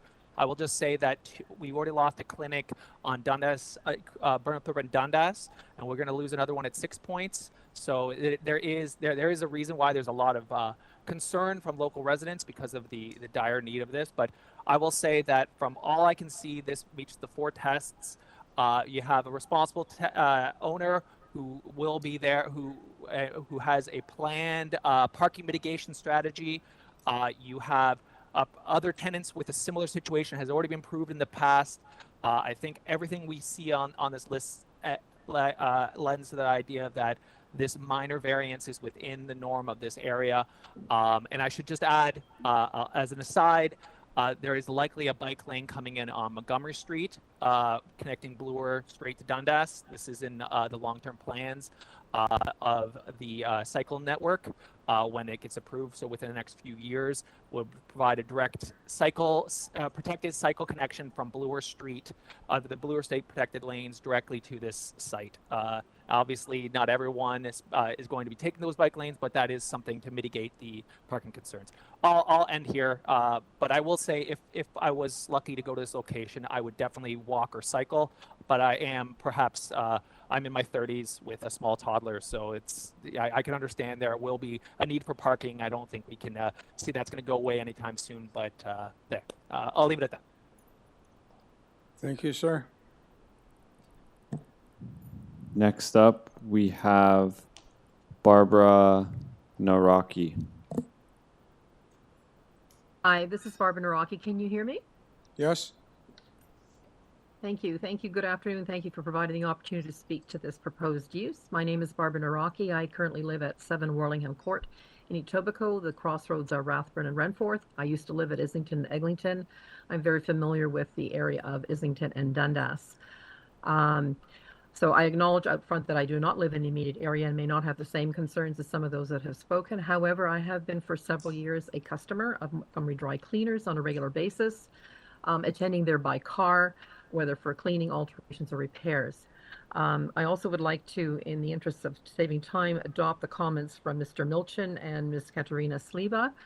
My concern is with respect to the parking. I acknowledge at the outset the value of having a new medical clinic and don't envy the task this Committee of Adjustment has. Frankly, in my view, having been there as a consumer with the view of going in and out fairly quickly, there aren't even enough parking spots for the local businesses that are operating there. This is a very tight parking very tight parking spots in this parking lot area near a very, very busy intersection of Islington and Dundas. In fact, so busy that I've changed my traffic patterns to go to Montgomery. I no longer go southbound at Islington to turn eastbound at Islington Dundas, but I turn 1 block north of Islington Dundas on Chestnut Hills Parkway to come around and avoid the significant traffic in the area. So it's not just a selfish inconvenience issue. I hear there's a proposed reserved parking system. I'm not certain exactly how that would work, but I know that medical clinics that I have visited have numerous parking spaces, including designated accessible parking spaces. And while doctors try and stay on time, doctors care about their patients. Patients leave early to avoid traffic and get a parking spot. Doctors try and stay within a time frame, but that doesn't always happen because they care about the patients. Same goes with physiotherapists. I've had a personal experience with physiotherapists. Their appointments can range anywhere from 30 to 60 to 90 minutes. They usually start on time, but they don't always end on time because they're more concerned about the individual circumstances in the treatment program. And I think it's important to keep in mind that while there may be a proposed reservation parking system or however that works, and it's a modern system, that things happen. Person's care is critically important, and I would expect that there's a possibility and opportunity here for people to start using parking spaces that would normally be used by those attending the other businesses, such as myself, who are only running in for 10 or 15 minutes. And if that happens, then those spaces are being taken up for a considerable or potentially considerable length of time. So I think it's important to keep that in mind, notwithstanding the very importance and value of having a new medical clinic. And any safety concerns that may be raised by people staying in the area longer. I assume that the people attending this clinic are going to be people of a certain age, vulnerable, possibly mobility issues. They're going to park where it is most convenient for them, given that, and that's understandable. That could raise safety concerns for what is a very, very tight parking lot, which you have to enter and exit very carefully on a very busy section of Dundas Street that you literally border. Thank you very much. Thank you, ma'am.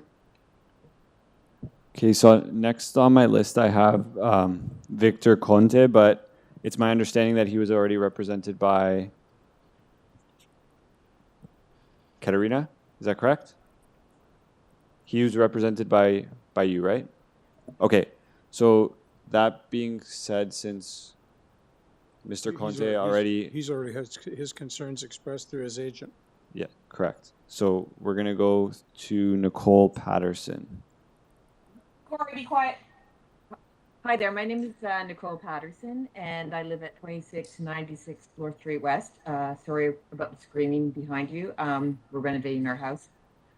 So basically, I just want to say that I really appreciate the concerns of those opposing.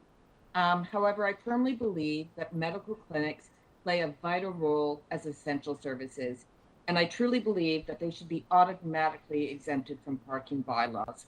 In fact, I'm a little bit, aghast that this hearing is happening in the first place, given the fact that so many of us actually don't have a medical doctor. I am a patient of Dr. Laura Thomas, and so is my mother, and we know how fortunate we are.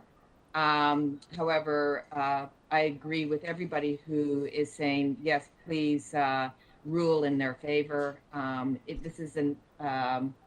This is a vital service, and it should be viewed upon as such. Thank you. Thank you.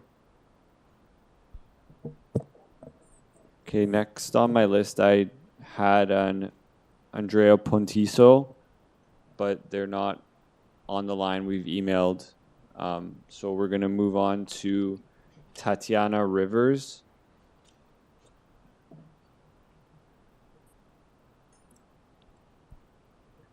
Tatiana, go ahead.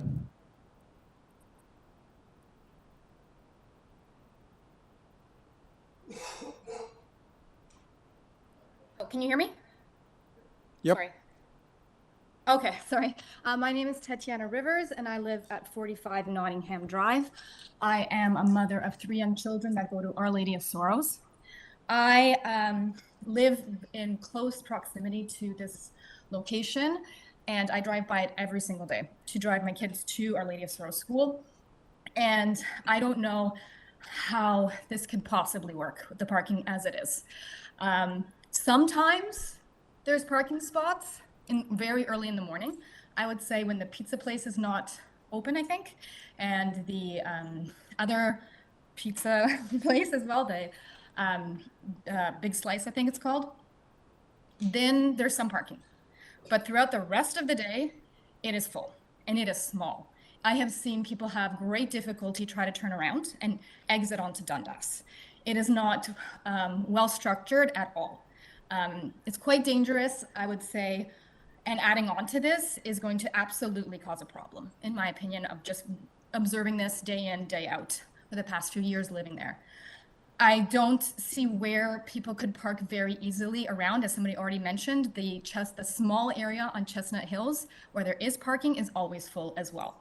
Because all of Chestnut Hills Parkway, the rest of it is no parking between Monday to Friday, 9 to 5. Most of Montgomery is the same. My street, part of it, Nottingham Drive, has that same restriction. And again, it's been brought up, but it needs to be highlighted. We don't have sidewalks. So we have to walk in the middle of the road. When there is construction, like somebody building their house around us, and there's more traffic from the builders, the contractors, let's say, we feel it. Like the visibility is very poor, and we're two-way traffic into one lane. And I know people think that this is not an issue for safety, but I have observed this in other areas where I used to live in Roncesvalles, where it did lead to fatalities, an awful car crash, pedestrians getting hit, as well as cyclists. Dundas right now, where we are, does not have bike lanes. That'd be great in the future, but at this point, they don't have them. So the way things are set up right now, the infrastructure doesn't support the additional option to drive. And again, I think it's a lovely idea to want to have it regulated, but to control that and to enforce that can be impossible. Again, with the pizza and, delivery people coming in, they may take the parking spots that are available for patients. And then so where do those patients go? They will park on residential neighborhoods that do not have the proper infrastructure, that don't have sidewalks to support that. And again, it can cause problems. And this is not an issue about medical doctor clinics. Of course we want them. Of course we all love them. It'd be great to have more. This one's just relocating. It's not like adding a lot more in terms of being able to service people. Is a different location, and the location is the wrong one. It's a poor real estate decision. That's unfortunate, but it does not have the infrastructure needed. This would be great for an accountant's office that does business virtually, but patients coming in that need to drive don't have the option to do that regularly. So I just think that needs to be highlighted, and safety is number one. There has been a huge amount more available commercial real estate since the pandemic. It is not a situation of this or no doctor clinic at all, like it seems to be brought up here. This is an issue about parking infrastructure not being available. That is it. That is all. I don't think it's fair to bring up the need for doctors as the issue that we're talking about here, because we can have other doctor clinics around here, as there's lots of buildings happening, there's lots of more construction happening, as we all was brought up. So it does not have to be in this exact location, which is just does not have the infrastructure supported to safely park the necessary patients. And as somebody also brought up, there's the basement that may increase this, and an additional pharmacy, which is not, I don't think, by patient appointment only. I think anybody should be able to go visit the pharmacy. So that's, how do you control those numbers?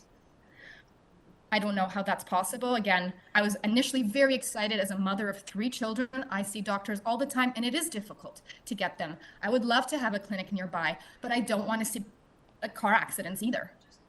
So, I mean, it's a tough decision, but I think what the issue is here today is parking. And I do not think that this is a minor variance at all. It's major. It's a major change to this plaza and to the community around it, and it will have an impact on us. Thank you very much. Thank you. I have just a quick question, since parking is your major concern. Are you aware of the Montgomery in hours of operation? I am not entirely aware, but I don't believe they offer public parking. They have a massive parking lot across from this office. They do, but no one has ever parked in it. It's empty all the time. There's no cars in it because I don't believe they allow for parking. There is a farm stand that they have, but they do not have paid parking. Yeah, their hours of operation is Wednesday to Sunday, 11 a.m. to 5 p.m. And just thought I'd put that out there. Thank you. Do they allow for public parking? Anybody to use it?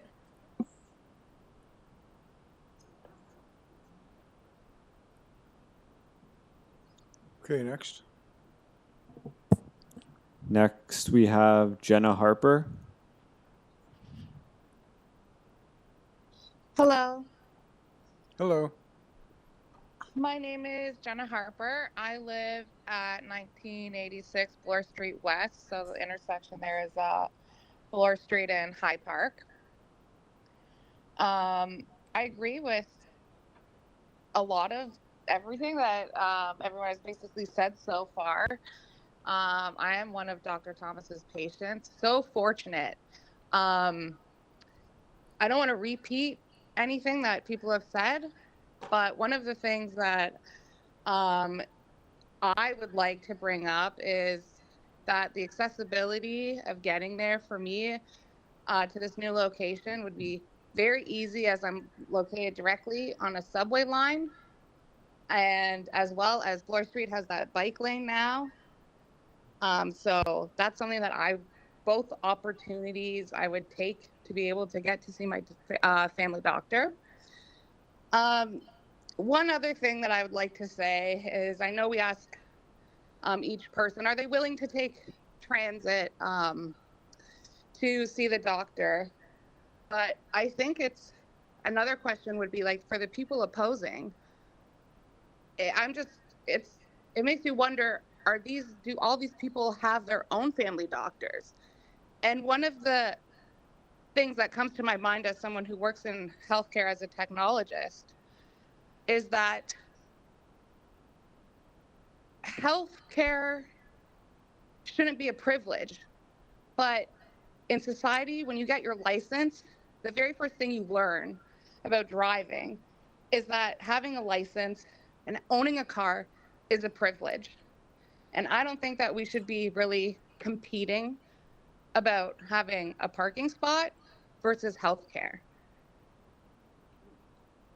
I think that how, especially the city of Toronto is moving forward, is about creating accessibility and healthcare, and we're moving away from the privilege of owning a car and being able to drive somewhere. As we know, 1 in 3 people in Toronto don't even have that privilege to begin with. And I think that's all I can really add to everyone else's point here. Okay, thank you very much. Unless there are any questions, next up we have Raveen Kalra. Hi, good afternoon, everybody, and thank you so much for your time. I live at 178 Prince Edward Drive South in Etobicoke. So I used to live close to the former practice at Prince Edward Medical, located at Prince Edward and Bloor. A couple of comments I've made throughout listening to this conversation today that I wanted to bring to this table. First, to the panelist, Laura, I think you're the first person who had what's been going through my mind throughout this whole meeting. We have the fortunate ability of this massive parking lot at Montgomery's Inn, and the conversation that we're having is fighting about parking. Meanwhile, I myself am a healthcare professional. I'm an occupational therapist. I work with people in the community. I work with older adults. Working in healthcare and understanding our landscape of our healthcare system at this point in time, with family physicians who are wanting to leave their practices. We have not enough primary care professionals to support our communities. Yet here we have a group of family physicians fighting for space to support the individuals in their community, and so many lovely people here who've spoken about the value that these physicians are providing. But why aren't we changing this conversation from, parking discrepancies and issues to how can we be solution focused and be creative? And why isn't the conversation, how do we support this initiative and be better at problem solving the parking issues in this community to address the barriers that both people who are in support of this clinic and have raised concerns about the clinic and parking. The parking at Montgomery's Inn, is there not a way to look at leveraging that to support this endeavor or other small businesses? Or to the individual who spoke about the upcoming condo builds and construction happening further down at Dundas and Islington. As many intelligent individuals on this call have raised so many points, the conversation we should be having and bringing forth to the city is not about parking variances, but about how to support this community, making it walkable, making it accessible for primary health care, because all we are doing is changing the problem from parking to ER issues with people going to the ERs because they don't have family doctors. They aren't being seen. They're waiting months for an appointment and tests. But here we have physicians who are willing, who are trying to battle to support their patients. I cannot tell you enough the number of people I have met who cannot get a family doctor, where numbers of family physicians are trying to exit their practices because it's not sustainable with the way our healthcare system is changing. So I think today's conversation really sparks the need for the city to be aware of how can we problem solve and be creative and find creative solutions with existing parking. Or, how can the practice be creative with their patients? I'm willing to bet that patients who are part of this practice would be willing to be creative with their transportation, getting to see their doctor, and would probably be willing to take Ubers or transit or plan ahead and being creative or pay for parking as long as they have a family doctor. So there are much larger issues aside from parking that I think have stemmed from the conversation today that I think are really important for this committee of adjustment to flag to other divisions of the city. But I think there are definitely opportunities on looking elsewhere for parking if that is an issue. But more importantly, let's be solution focused and creative versus talking about what we already know exists in this community.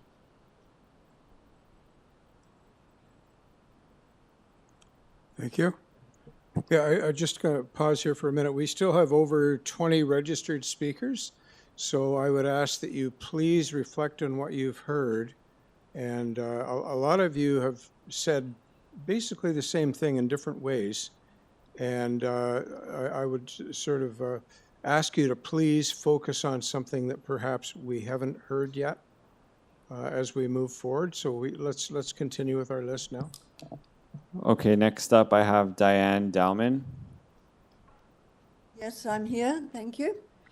My name is Diane Dowman. I live at 1300 Islington. That's the condo complex known as Barclay Terrace, which several people have already referred to.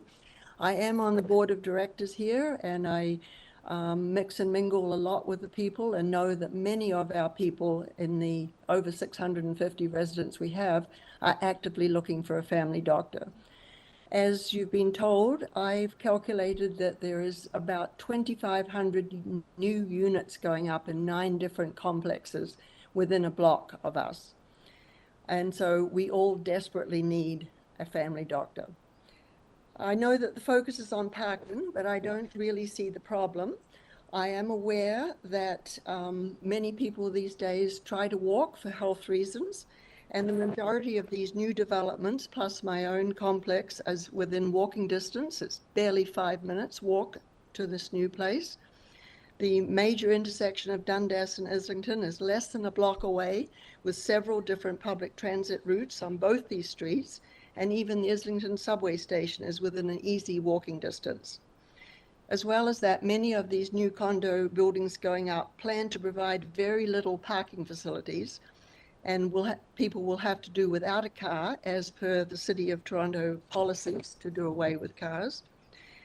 There as well, number 4, there are literally hundreds of medical clinics throughout Toronto that do not have any parking at all, plus several in Etobicoke. So I do not see that this should be the issue. And even if all the visits to the medical center were by car, it will not be a walk-in clinic, it will be by appointment. Therefore, at any one time, there would be few cars involved. I really don't see parking as being an issue. And although we keep being told that the issue here is parking, I don't see how we can separate it from the people issue. It is about people who need doctors desperately. We know that there's already over 500,000 people in Toronto who do not have a family doctor, and this number is expected to double by 2026.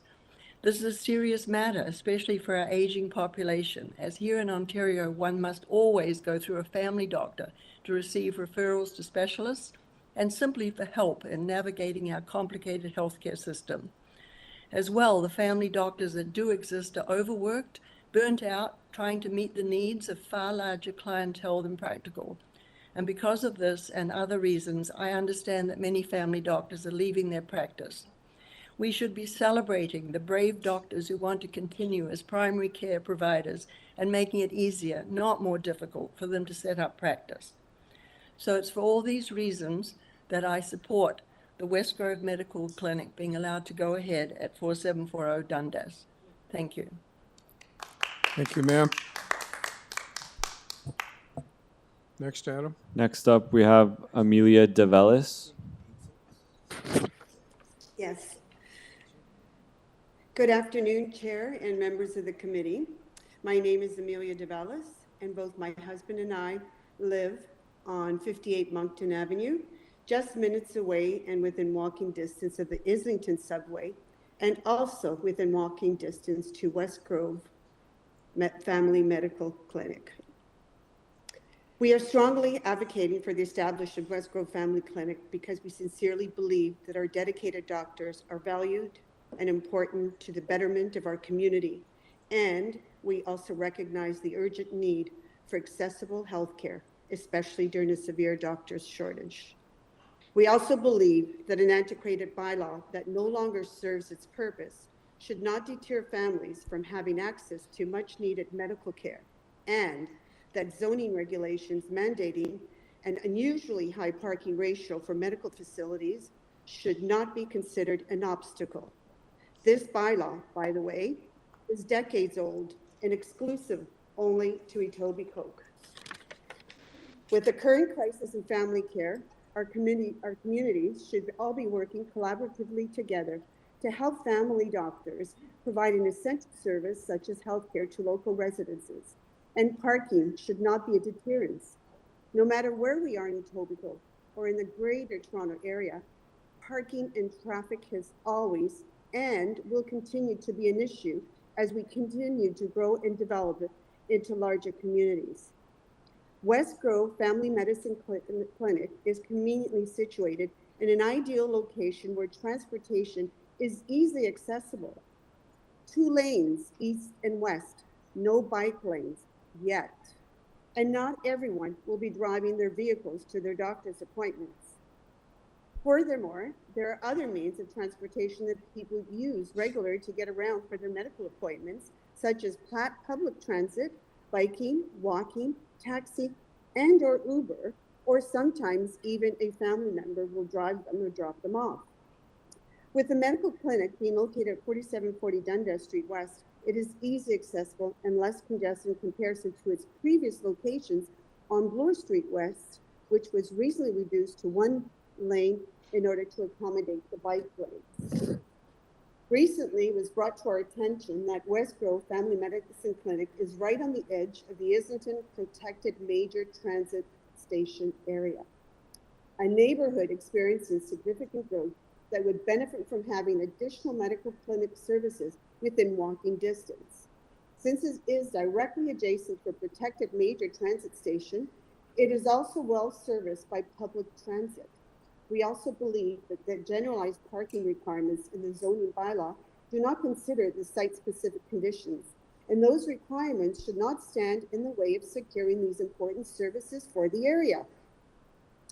We firmly and strongly believe that it is now time to review and change this bylaw and make it equitable for all so that quality medical care is within reach to every member of this community.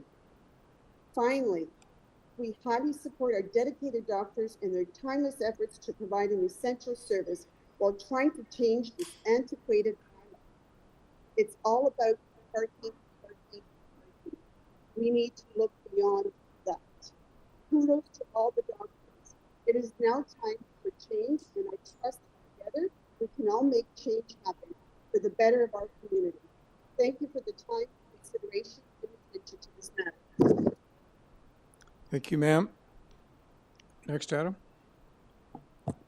Next, we have Elizabeth Jackson. Hello, can you hear me? Yes. Great. My name's Elizabeth Jackson. I am at 660 Annette Street, and I'm a patient of Dr. McInnes. I'm a 55-year-old mother of 3, married, and my entire family, including my sister, we are all her patients. I'll try and be very short and just specific actually, is before I was attending Prince Edward Medical, I was going downtown by subway to a doctor's office, a family practice at St. Michael's Clinic. After, when we all we wound up at Prince Edward Medical, it was great because I could bike, and that's what I did. And in fact, it's convenient. In the winter, I would take the subway. As she is moving her practice just a little further afield, I will continue to bike. What's more, my almost 18-year-old trans son has to go in weekly for shots, and he goes by subway. I can't say, it's only, when I've had to bring him in because his foot is broken, that I've used the car. I've only had a car for 2 years. So we're all accustomed to riding bikes and subways. It's easier in Toronto. A car is in some ways a menace unless you're leaving town. Then it's freedom. So yeah, I can say I'm one patient who'll be using TTC or bicycle preferably going to the new location. Thank you, ma'am. Next, Adam. Next, we have Vanessa Mayer Dempster.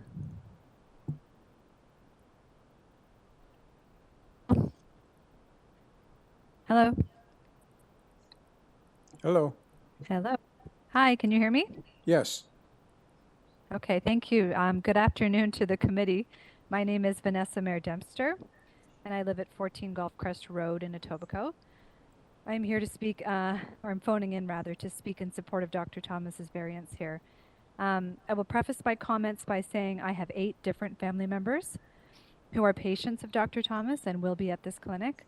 My young children, my senior parents are included, myself and my husband. I have rarely come across a doctor who is so knowledgeable and so caring toward her patients. And now with respect to the proposed variance, I grew up within walking distance of this particular location. I now live within walking distance of it again. I will echo the earlier comment made that by one of the speakers that this plaza is very rarely fully occupied. Every time I drive by, there are parking spaces available. Moreover, it is accessible to many people by foot, by bus. We've heard it's within walking distance of the subway. It will also still be accessible by car, as there are parking spaces available there. We're not talking about eliminating them. Frankly, to me, it is more accessible than many of the places I visit in Etobicoke, where parking is often non-existent, particularly on Bloor Street due to the bike lanes there. And certainly, the bike lanes indicate that the city understands the existence of alternative modes of transport to a traditional car requiring parking. So it would make no sense to look at this location and allow an outdated parking-focused requirement to get in the way of all things of a medical clinic. There's nothing better to put here that will serve the community any better. So to me, in my view, there's no good reason not to allow a clinic to open here at this very accessible location due to parking. In fact, our community at large would benefit from this clinic here, and especially since it's run by such a wonderful doctor as Dr. Thomas. Thank you for your time.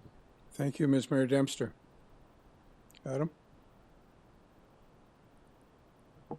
Next, we have Carolyn Cola Giovanni. Hi, thank you for the opportunity to speak.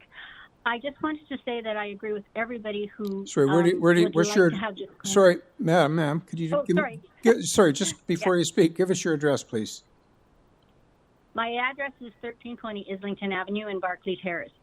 Okay. We moved here about 5 years ago because it's such a walkable community, and that's the one thing that strikes me about this community. Everybody walks everywhere and takes their bikes and transit, so I don't see parking as being an issue. Also, on my daily walks, I cross that plaza many times, and I don't ever see an overflow in parking. Most of the times it's empty. So I really don't see the clash here with the need for parking. And as somebody did mention, there is the option of maybe getting some parking across the street, some kind of an arrangement with Montgomery. So rather than repeat what everybody else has said, I just want to say that I wholeheartedly support this, and I hope that someday I'll be lucky enough to have these doctors as my family doctor as well. Thank you. Thank you, ma'am. Adam? Next up, we have Nicholas Geist. Good afternoon, everyone. I am Nicholas Geist, and I'm a resident of 76th Kingsway at the corner of the Kingsway and Prince Edward. I'd like to apologize for the slightly harsh tone of my letter. It was written from a place of fear and passion that I would lose access to a trusted primary and preventive care provider after both my mother and my cousin recently survived bouts of breast cancer. Personally, I do not own a car. A friend of mine, who is also a patient at this facility, does not own a car. It is, to my mind, quite accessible by, as has been spoken to, by bike, by transit, even walkable on a good day, Uber in a pinch.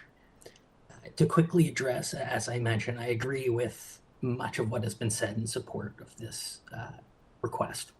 So the one thing I will add is that with respect to the safety concerns, I think it has to be raised, how many accidents at the prior establishment have there been in the past 30 years under similar circumstances?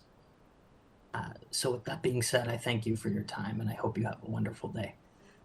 Thank you, Mr. Geist. Adam? Next, we have Anne Marie Gracie George. Afternoon. Anne Marie Gracie George, 112-100 Cohill Drive, Toronto. Thank you for the opportunity to speak in support of the clinic. I'm speaking on behalf of myself and one of my sons, as we are both patients of the clinic and have been since it was founded. It is a unique clinic, and people have talked about Dr. Thomas, how wonderful she is, all of the physicians are, and I'll leave it there. It would be a severe loss to lose the clinic. As what I want to focus on, as I understand we're supposed to tighten this up, is to humanize this. As a longtime resident of the city of Toronto, we lived with only one car, and most days it didn't even go out of the driveway. Groceries was probably the main thing for it going. My son, who is a patient, is a true city person. He doesn't drive. When he was old enough to go out on his own in his early teens, it's like, here's a subway tickets and transit map, and away you go. He doesn't drive. He has no interest in driving. Neither of us would drive to that clinic. We transit it, and if it need be, Uber. He's the Uber of Ubers. Like, he knows how to get around that way. A lot of objections that have been put forth on this have already been refuted, but the one that really struck me was that there was going to be a lot of elderly patients using the clinic, and they would have to drive to the clinic because they could be mobility challenged. Well, what I heard coming out was that a lot of them are within that, across the other street on the other side of Islington, for example, Barclay Terrace. They can walk, or they would probably take a cab. Why would you drive? It would be easier. So I think that needs to be taken into account. The face of Toronto, the face of Etobicoke is changing, and things need to keep up with that. The challenge is that bureaucracy, government, sometimes is slow to change. And this is a primary example that this is a bylaw specific to Etobicoke and not for the rest of the city. I would take you out on a tangent for 5 seconds and say, look at leaf collection. Etobicoke, and I believe it was Scarborough only, and that was finally put to rest because it was antiquated. It's been done away with. Change will come. Bike lanes are coming. Look at what's happened in Bloor Street in Etobicoke. When you come across that Humber River, parking is missing. Bloor West Village, things like that. Climate change is upon us. Cars are trying to be phased out or reduced. Let's get on board with this. One of the things that really struck me, there's a number of people that have struck chords. Think about the headline. Think about somebody reading this on the national news or even the local news. medical clinic is not approved because of an antiquated bylaw requiring parking. Think about that. Change is difficult, but it's necessary. This is about parking, and as someone else already said, it is also about medical care and the doctor crisis and ultimately people. Please vote for this to proceed. Do the right thing. Thank you for your time and consideration.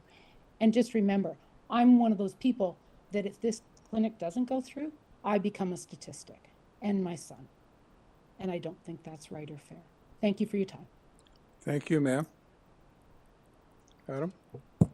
So next on my list, I had Delora Darabi. Delora wasn't on the line at the time of sound check. We've reached out. Delora still is not on the line, so I'm going to move ahead to Regina Yokel. Hello, good afternoon. My name is Regina Jokel. I live in Etobicoke at 10 South Kingsley Drive, which is south of Bloor at Prince Edward Drive. I am here to support Dr. Thomas' application to open Westgrove Medical Family Medicine Clinic at 4740 Dundas Street West in Etobicoke. I work at the Toronto Hospital. Perhaps I owe you some disclosures, and I am a researcher and a clinician. I am also a Status Associate Professor at the Temerty Faculty of Medicine at the University of Toronto. So one may say that I know healthcare system from many different angles, but today I would like to speak on behalf of Dr. Thomas and her clinic as a patient. The advantage of speaking after 40 other people is that most of them already addressed the points that I had on my list and did so in a very eloquent way, probably more eloquent than I could, speaking of CAF. We all heard the statistics, and I am sad to say that family members of mine who moved downtown have become, excuse me, part of that statistics. So I implore the city not to automatically follow an outdated bylaw, but to seek ways to entice physicians to stay in our community. I love the solutions that were provided by occupational therapists. I'm sorry I forgot her name. Occupational therapists are known to be problem solvers, and she delivered a lot of solution here. I know that the issue is parking, but we need to explore other parking options. The street parking, the Montgomery perhaps will become a paid parking for patients in the clinic. And of course, the clinic would be accessible via the TTC. As someone else said, the face of Toronto is changing. The traffic will become more of a problem, as will be the parking. I've changed several medical clinics due to the fact that I moved around the city. And I drove to Scarborough, drove to Mississauga, not always finding a parking spot. And we should not assume that wherever we go, we will find a parking spot waiting for us. Having said that, as I said, due to the urban development, it will be increasingly more difficult to find, to comply with this contentious bylaw. So I only want to add that the proposed clinic would be a continuation of a family practice that Dr. Thomas and her colleagues have been expertly providing for Etobicoke residents, including myself, for the past several years. And their wholesome shared expertise would include care of the elderly, child care, pregnant women, just to name a few. Nearing the retirement age, I doubt I would require obstetric care, but I hope that my geriatric care will be delivered at 4740 Dundas in Etobicoke. Thank you for your time.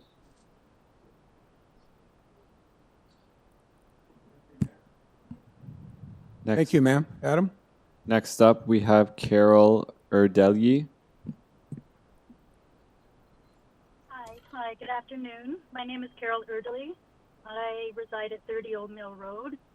I grew up in Etobicoke from the 60s to 80s, and following a few decades of being relocated, I returned in 2017.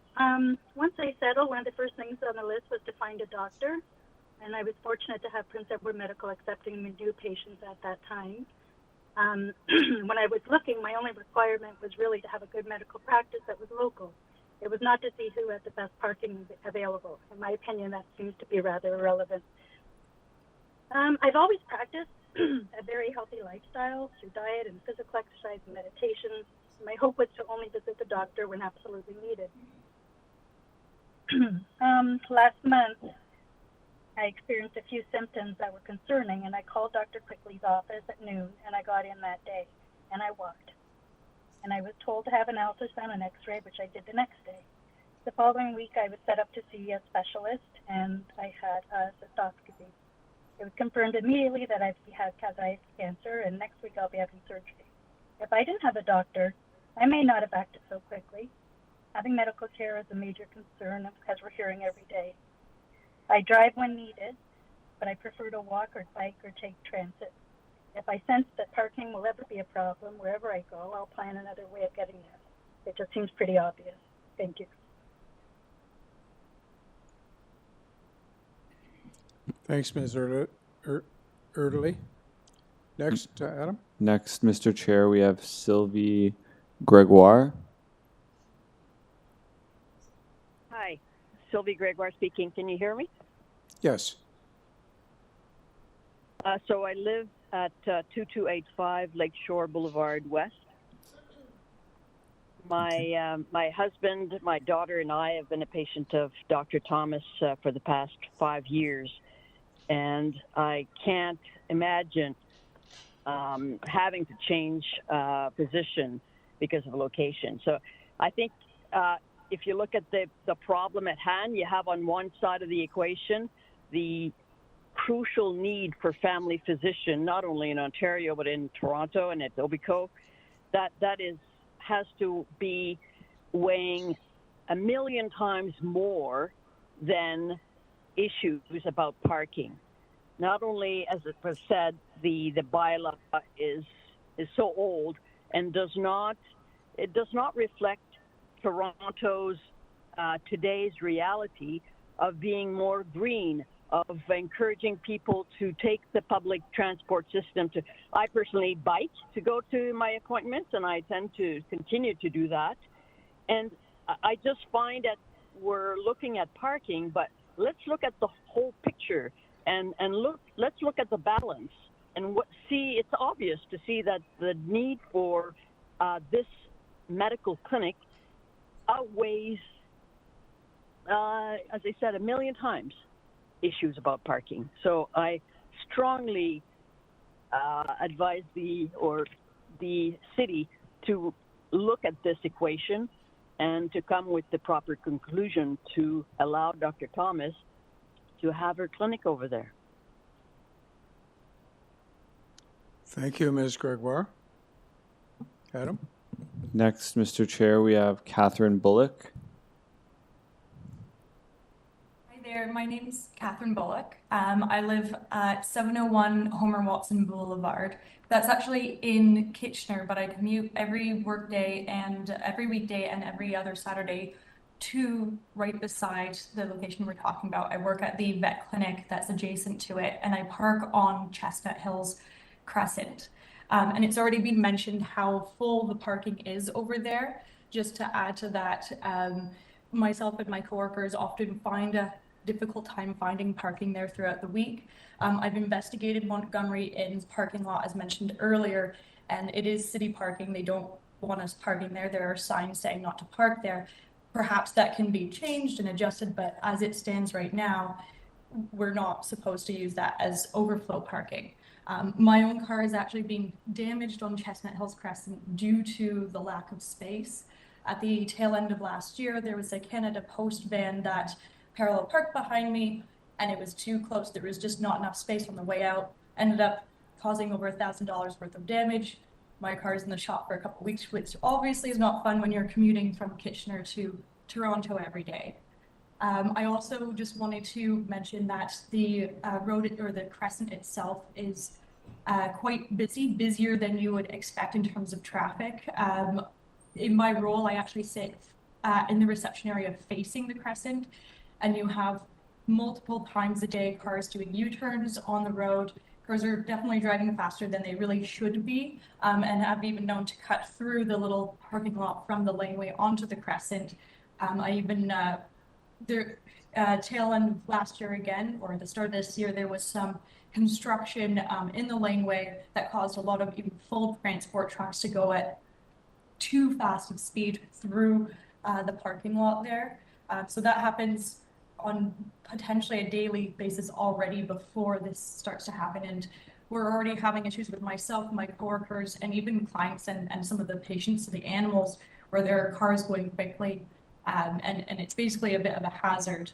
As it was mentioned before, I'll just briefly say there's no sidewalk on the side of the crescent, which means you have to cross Chestnut, and it's just difficult with the amount of traffic and how fast it is. So I do feel that adding in the parking permit is just going to make this a more hazardous issue. There is not really any more space to add parking into that area. That's all I had for, unless there's questions. Thank you, Ms. Bullock. Adam? Yeah, Mr. Chair, our last online speaker is Jordana Petrocelli. Hi, can you guys hear me? Hello? Yeah, it's a little bit soft, but we can hear you. Okay, no worries. I can talk a little louder. Thank you. Hi, my name is Jordana Petrocelli, and my address is 101 Van Dusen Boulevard. Thank you to the committee for your time and for Dr. Thomas for inviting me to speak as well. My mom and I are both patients of Dr. Thomas, and I'm aware that we're here to discuss parking, so I'll get to that as quickly as possible, and just briefly touch on why every person deserves to have a safe and positive experience visiting their doctor. So I'm 25, and I've been a patient in the medical system my entire life. In addition to receiving care from 2 family doctors throughout my childhood and young adulthood, I was a patient at Sick Kids Hospital in Toronto for 12 years. I left my previous family doctor of many years, not only because of her complete lack of respect for myself and her other patients' time, but for her rudeness and sometimes explosive reactions to my requests, and then rushing me out the door at appointments. And it was after my very last appointment with her that I decided that I would not be going back to her, as I did not trust someone like her to care for me. And there were no local family physicians available to me for over a year before finally being able to see Dr. Thomas this past May. Not only was she positive and uplifting to be around, but thorough and straightforward, addressing all of my questions and supporting my concerns. Especially for women and people with medical trauma, it is paramount that we have a safe space to go where we know that we'll be supported on our medical journeys. Healthcare is a human right, as someone mentioned before, and every person deserves to experience the level of care and warmth that Dr. Thomas and physicians like her deliver. I think that the existing Etobicoke bylaws are delaying this very necessary clinic's opening and preventing people from accessing the high standard of care that West Grove offers. I know the irony of the situation is that, if I'm understanding correctly, the bylaw, even with the variance, requires a relatively high number of parking spaces, and at the clinic's current temporary location on Bloor Street, there is no dedicated clinic parking. There's paid street parking spots and green pea lots nearby, but they're limited and spots are not guaranteed. And yet, without this guaranteed parking, the clinic, in my and my family's experience, is running successfully at Bloor Street. I walked to my last appointment there and would be able to do the same to the proposed location on Dundas. And given that this clinic is local to its patients, patients who are able-bodied who've already spoken will be doing the same, and thus we would not require a parking spot in the first place. And if I were to require a car for a future appointment, I would get a ride and be dropped off. Thank you so much for your time. Thank you very much. Okay, that concludes, I believe, the presentations. Is there anyone else in the room that wishes to speak to this item?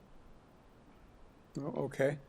So, Dr. Thomas, it's your time now for your rebuttal opportunity. And I believe you had some comments that you need to address from Mr. Milley, Mr. Milton, Ms. Slovak, Ms. Naraki, Ms. Rivers, and Ms. Bullock. Thank you, Chairman and Committee. We've had a chance to hear from all sides, and I want to start by thanking those speaking in support of my clinic today and people who have taken the time out of their very busy schedules to be here, and also those calling in.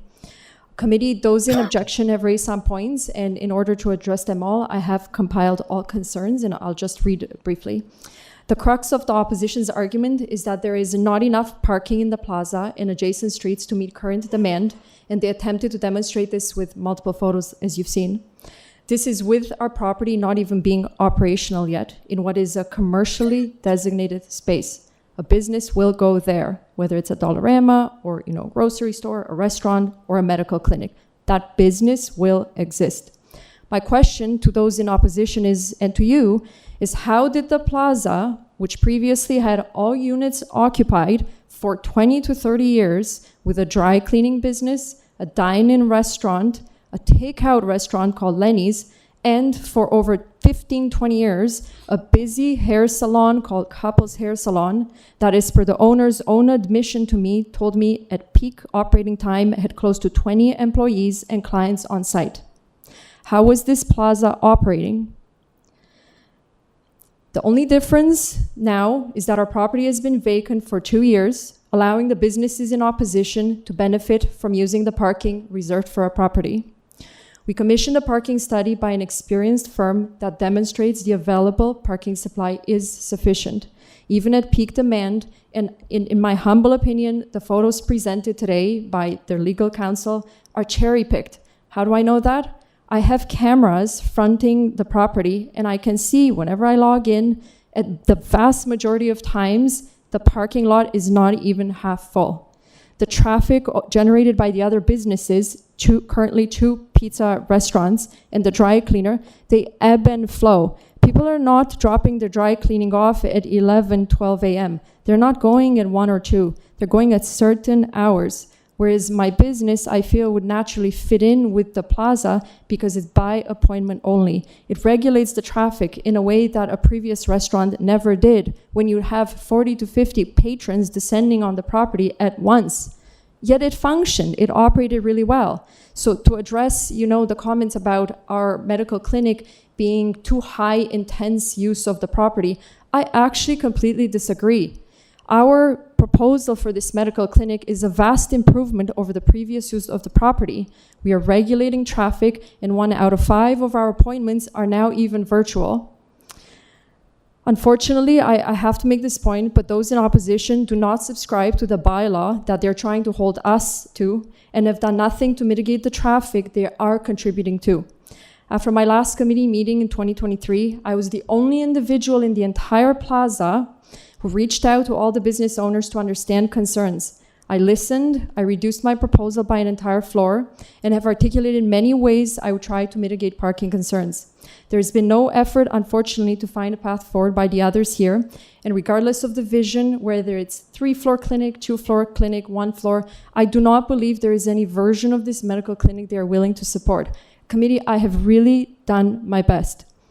With regards to the concerns of the Prince Edward Animal Clinic located in the adjacent land at 1 Chestnut Hills Crescent, as you have heard, committee, 3 years ago, this business had a sizable parking deficiency and also applied for a minor variance that was granted. They used Mr. Peter Milchin to represent them and were granted the variance. Today, using the same representative, Mr. Milchin, they're essentially arguing the opposite, that there is now not enough parking, which contradicts the entire application from 3 years ago. You have heard from one of their employees who just called in to say that the Chestnut Hills Crescent is often busy and she has nowhere to park. Respectfully, why are employees of the animal clinic even using street parking? There is an existing Toronto bylaw that, unless specified, you have a 3-hour parking maximum to park on the street. That property has 9 designated parking spots on which their employees should be parking. So I'm sorry to say, but them contributing to the traffic flow on Chestnut Hills Crescent, that's what they're doing. That has nothing to do with my application. Committee, I'm going to end like this because I know it's been a long afternoon, but the opposition that I've had to deal with, predominantly from people with commercial conflicts of interest in this plaza, has been truly disheartening. I'm a mother of 3 young kids, a physician working around the clock to serve my patients, and in addition, I'm a small business owner trying to set up this medical practice. I have easily spent hundreds of hours of my very limited time and a lot of money to correct misinformation intended to exaggerate and mislead our community into the true purpose of my medical clinic. What has not been mentioned today is that last August, a rumor was even circulated and persists to this day that our clinic would serve as a safe injection site. I've spent significant time and resources into correcting this information, and upon informing the community about the true nature of our medical clinic, 2,400 residents of Etobicoke have signed a petition in support of our clinic. Committee, I would like to end by bringing it back to why are we here today. It is because I am seeking approval for a parking variance that is one spot more than what existed before. My opponents insist that a clinic does not belong in this location. I will challenge that. Why not this location? Located near a major intersection in Etobicoke, walkable to the subway, immediately next door to two major bus routes. Sorry, Doctor, you've run out of Yes, time. I'm so sorry. I'm gonna end it now. But why not this location? If the pandemic has taught us anything, it's that society grinds to a halt if the population's health is in danger. We're facing a different danger now of limited access to healthcare, the foundation of our medical system. Thank you. Thank you. Thank you very much. Okay, so panel, any questions for Dr. Thomas? Actually, I have Ms. Alderson. I have 3 questions. Thank you, Dr. Thomas, and thank you to everyone who gave deputations today. I've seldom seen such impassioned and intelligent deputations, so thank you for that. Are you aware that transportation is okay with this application? When did they post their report? Of this year? And they are okay with it? Yeah. I actually had not seen that report. Oh my goodness. I was refreshing like for the last week. Okay. So they have So approved the transportation proposal. is okay Thank you. with it. And I'm just wondering, I know this is thinking outside the box a little bit, but Montgomery's Inn is a city museum and they're always looking for money. Yes. Have you talked to them? Yes, I approached did. them? As my first phone call a year and a half ago. At that time, they said this is city-owned property and not up for debate. I should mention, reached out personally to our councillor for this ward, Mr. Stephen Holliday, and proposed this as a solution. It was met unfavorably, but I'm totally open to revisit that again with him and whoever, our elected officials are that could make this happen. I really think the use of that land right now, it is underused. It is always empty. There's literally like 100 spots there. Yeah. It would be a huge win for the city to generate revenue, a win for the community, and a win for the local businesses. In thinking creatively, that is exactly a solution I've thought of. Exactly. Okay. And my third question is, what are the terms of your lease currently? You've bought the building? Have you bought the building? We own the property, correct? Okay, so you don't have a lease? No. Okay, thank We you have very much. high interest rates. Thank you. Yeah, Thank you very much. Any other questions or comments for Dr. Thomas? Okay, so then I think the opportunities to speak, I've canvassed several times. Sorry, at this point, it's up to the committee to make a decision. There's no opportunity to ask questions. Yeah, this isn't like a town hall where you debate and ask questions of one another. It's structured, and we've completed our structure. So we're now into committee, and we will have a discussion if we need it, and we will make a decision. So, discussion? Comments? Chairman, I wanted to make a couple of comments. I feel the need to express unequivocally the fact that the service that Dr. Thomas, GPs, and first-line workers provide is essential, it's paramount, and it's desirable, absolutely desirable. The only concern I have is the task that I have been required to do in this panel and in this committee. My task is to adjudicate on the issue of the performance standards in the bylaw. And what's before us today is the issue of parking. There's no question about the validity of the need, the desirability of the need. I think the issue comes down to the site itself, not the location, but the site itself. Chair, that's my comment. Okay. I'm just going to respond to that comment, which is a good one. However, my view is we rely very significantly on our Transportation Services Department for advising us and guiding us on how to treat and deal with applications. And in this particular case, and I'm just, as is always the case, transportation writes extremely comprehensive reports. I just want to get to the all-important bottom line here.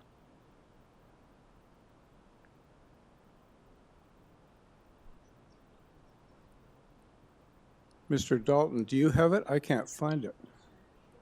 On the screen.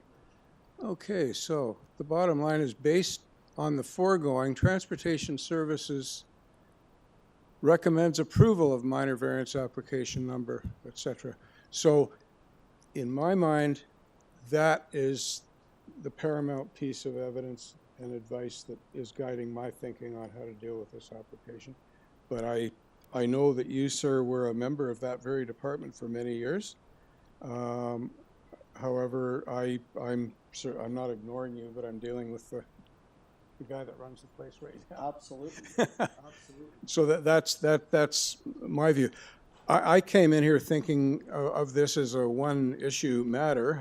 I was here initially when this was deferred, and the issue was you didn't have transportation sign-off. And I thought, great, transportation signed off. Let's have our 3-minute item and make a decision. But anyway, the comments that we did hear were, as Member Alderson pointed out, very well thought out, very intelligent, very helpful to us, on both sides of the fence here. So, yeah, so here we are, folks. Any other comments going forward before we wrap it? No? Okay, then I will invite a motion for a decision on this application. This is I'm happy to make a motion. This is a no-brainer for me. It certainly meets the 4 tests, particularly the one of desirability. So on that, on that ground, I am going to move for approval with no conditions. Right. Thank you, Mr. Dalton. All in favor? Opposed? Okay, that carries 4-1. Good luck with your clinic.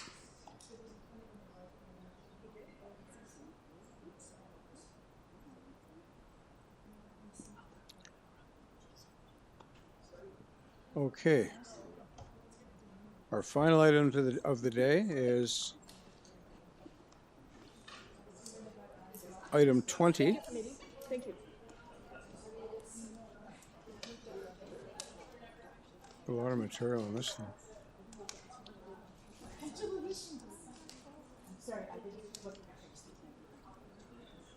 Okay, this is an application to obtain consent to sever the lot.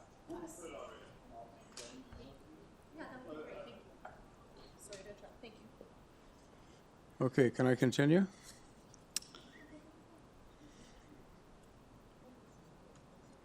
Is that Ms. Evangelista? The one and only. 4.5 years, What? I've never seen you. And I'm here today of all days. Okay, so this is very 475 Valermo Drive. Application to obtain consent to sever the lot into 2 undersized residential lots and 2 minor variance applications, 1 for each of the proposed parts. The agent is Ida Evangelista. We have associated with these applications urban forestry conditions 1 and 2. We have a clearance from Transportation Services and a recommendation to refuse from planning. So, Ms. Evangelista, over to you. Okay, can I just do a little small presentation? Sure. And I have submitted some drawings, my submission, okay. While they're getting that up, I'll just do a quick chat. So this particular area, there has been a lot of change, a lot of reinvestment, a lot of growth. Basically, what we are here to do today is to evaluate the physical characteristics of the development and taking into account the neighborhood context and proximity to the subject site. The official plan designation for this area is neighborhoods, and it is zoned for multiple residential. This area includes the physical characteristics of properties that face the same street as the proposed development in the same block and opposite to the proposal. In my opinion, there is no significant difference between what we are proposing to what exists in this neighborhood. Both the zoning bylaw and the official plan permit and achieve an assortment of building types, lot sizes, built form, height, mass scale, density, setbacks as part of the existing and planned context. The surrounding area contains a mixture of physical characteristics. If you want to go to the next slide, and I'll show you. So the surrounding area contains a mixture of physical characteristics upon a lot fabric that consists of lot sizes that are smaller, larger than zoning bylaw base standards. This area is experiencing new development. It includes new, old, one-story, two-story, three-story, heights as tall as 11 meters, with lot frontages as small as 6.09 meters to 7.65 meters, with FSIs from 0.70 to 1.11. On VALERMO, 292 to 306 have FSIs of 1.09. I understand planning has concerns. There concerns not so much around the variances. We have revised the variances. I know there was a concern with part 2, which is the corner lot. It currently does have a garage in the rear. We will be maintaining that garage in the rear. We have made the garage smaller to increase the landscape and remove the landscape variance. Our height, we have to take a look at a lot of the variances that we have. In part, we're still looking at the old bylaw from 1979, quite antiquated. And it includes, not only does it include the basement, but it also includes the basement, the first and the second floor. So that's why we have the larger FSIs. Now, this particular area, as you can see from the properties that I have included in the submission package, which I believe are pages 2, 3, 4, that's a sprinkling of what exists, and that is around the 479 VALERMO. So what we're doing is not different than what is already there. This exists, this is in the neighborhood, this is in the immediate neighborhood and the outer neighborhood. We have to look at it as a whole. When you take your dog out for a walk, you're not just taking him next door one way or the other. You're taking him throughout the whole neighborhood. So that's the whole purpose of the official plan. They encourage development. They want development to occur. They want intensification. And this all addresses the official plan objectives. This includes a healthy neighborhood, housing, environment, neighborhood objectives. The official plan views neighborhoods as being stable but not static, with some physical change occurring over time.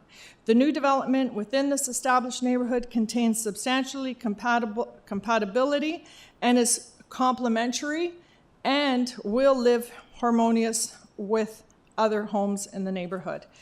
What you have in front of you today is something, as I said, that does exist. I will also touch on the variances. We have a variance under the old height bylaw going back to 1979. Why do you run at a time? Okay. So that all being said, I believe the proposal that is in front of you does meet the official plan and the zoning bylaw. And I'm open to any questions that you may have. Okay, I'm just going to ask a couple. You're familiar with an okay with urban forestry conditions 1 and 2? We are, and we are okay with urban. And the transportation services. And they are okay with it, and we're, yes. Okay, good.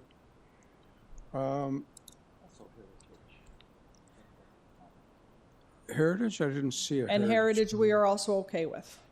Oh, no conditions? They're asking for an archaeological report, Okay. which is consistent with this area. Okay. I don't believe we have any registered participants. And Sir, you did see the... Are you here for... No, you're not here for that? He's the homeowner. But he did, you know, you do have the petition of 21 signatures. They went back, they checked with everyone. Everyone is still okay. Those are beyond and beyond. The homeowner is here. He just wanted to be a part of this today. It's a house for his daughter and to bring her closer to home so that they can, you know, spend more time with their grandchild, which I think is an admirable idea. Okay, so panel, any comments or questions for Ms. Evangelista? No? Okay, I think we can wrap this up with a single motion covering both the consent and the two variance applications. We're already mentioned the conditions of approval if we're to go that way. I'll just say I'm basically satisfied. I don't think the frontage variance is that significant. I'm impressed that the minimum lot area is not drastically less than what's required. The lot coverage I don't see as a problem. I'm really impressed. The proposal here was to build a semi-detached, which allows a reasonable 0.91 meter setback. We've dealt with a number of similar applications for detached dwellings, and I think actually at the last hearing we refused one because none of us like the 0.6 meter side yard.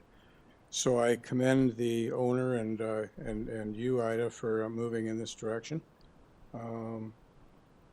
So yeah, I don't want to be too influential on this one, but I just thought I'd weigh in and say it looks pretty pretty attractive to me anyway. But I'm only one vote. And I can't make a motion. I guess I can, but I'm not inclined to. I'm not inclined to. I'll let somebody else make a motion.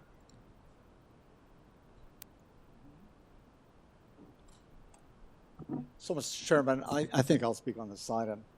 I had some concerns with respect to the frontage. I did carefully review the planning report, and indeed, you know, the issue of the shrinking lots becoming smaller and smaller all the time seems to be there. When I visited the site and visited the street and saw the new construction as well as the topology of buildings in the area, the urban structure that exists, the urban structure that's evolving, I felt that at this corner, 2 lots at 6.86 were appropriate, particularly since it was semi. There are several semis in the immediate area. There are several lot services that have taken place in the area as well that look really good to me. It is a mild form of intensification. I believe that the application before us for consent is appropriate, does meet the intent and purpose of the official plan and the zoning bylaw. So I'm going to move that the consent be approved subject to standard conditions. And I'm also going to move the associated variances with respect to the 2 parts, Part 1 and Part 2, subject to the UFC requirements under 1 and 2, and heritage, which is a condition that I think is fairly straightforward. Move approval with those 2 conditions. And transportation? I don't have transportation here as a... Well, am I the only one that has transportation? I think they were just Sorry, we're in the middle of a motion. Yeah, Oh, I sorry. didn't They're think they had a ECS condition. conditions. They had a condition? Yes. And including the transportation services condition. Okay, do we have a seconder for that motion? I'll second that motion. Ms. Alderson, thank you very much. All in favor? That is opposed? Okay, that's carried 4-1. Okay. Thank you very much. Thank you very much. So I believe we may now adjourn. We Last need a motion motion. of the day. Yeah. That's my motion. Okay. I'm All in favor? moving for. That's unanimous. We are adjourned at 4 p.m. on Thursday, July 1st. Happy Independence Day. Thank you very much. Yeah, right on. Right on. That's why you jumped into that motion. I said 4 o'clock. We'll be up here at 4.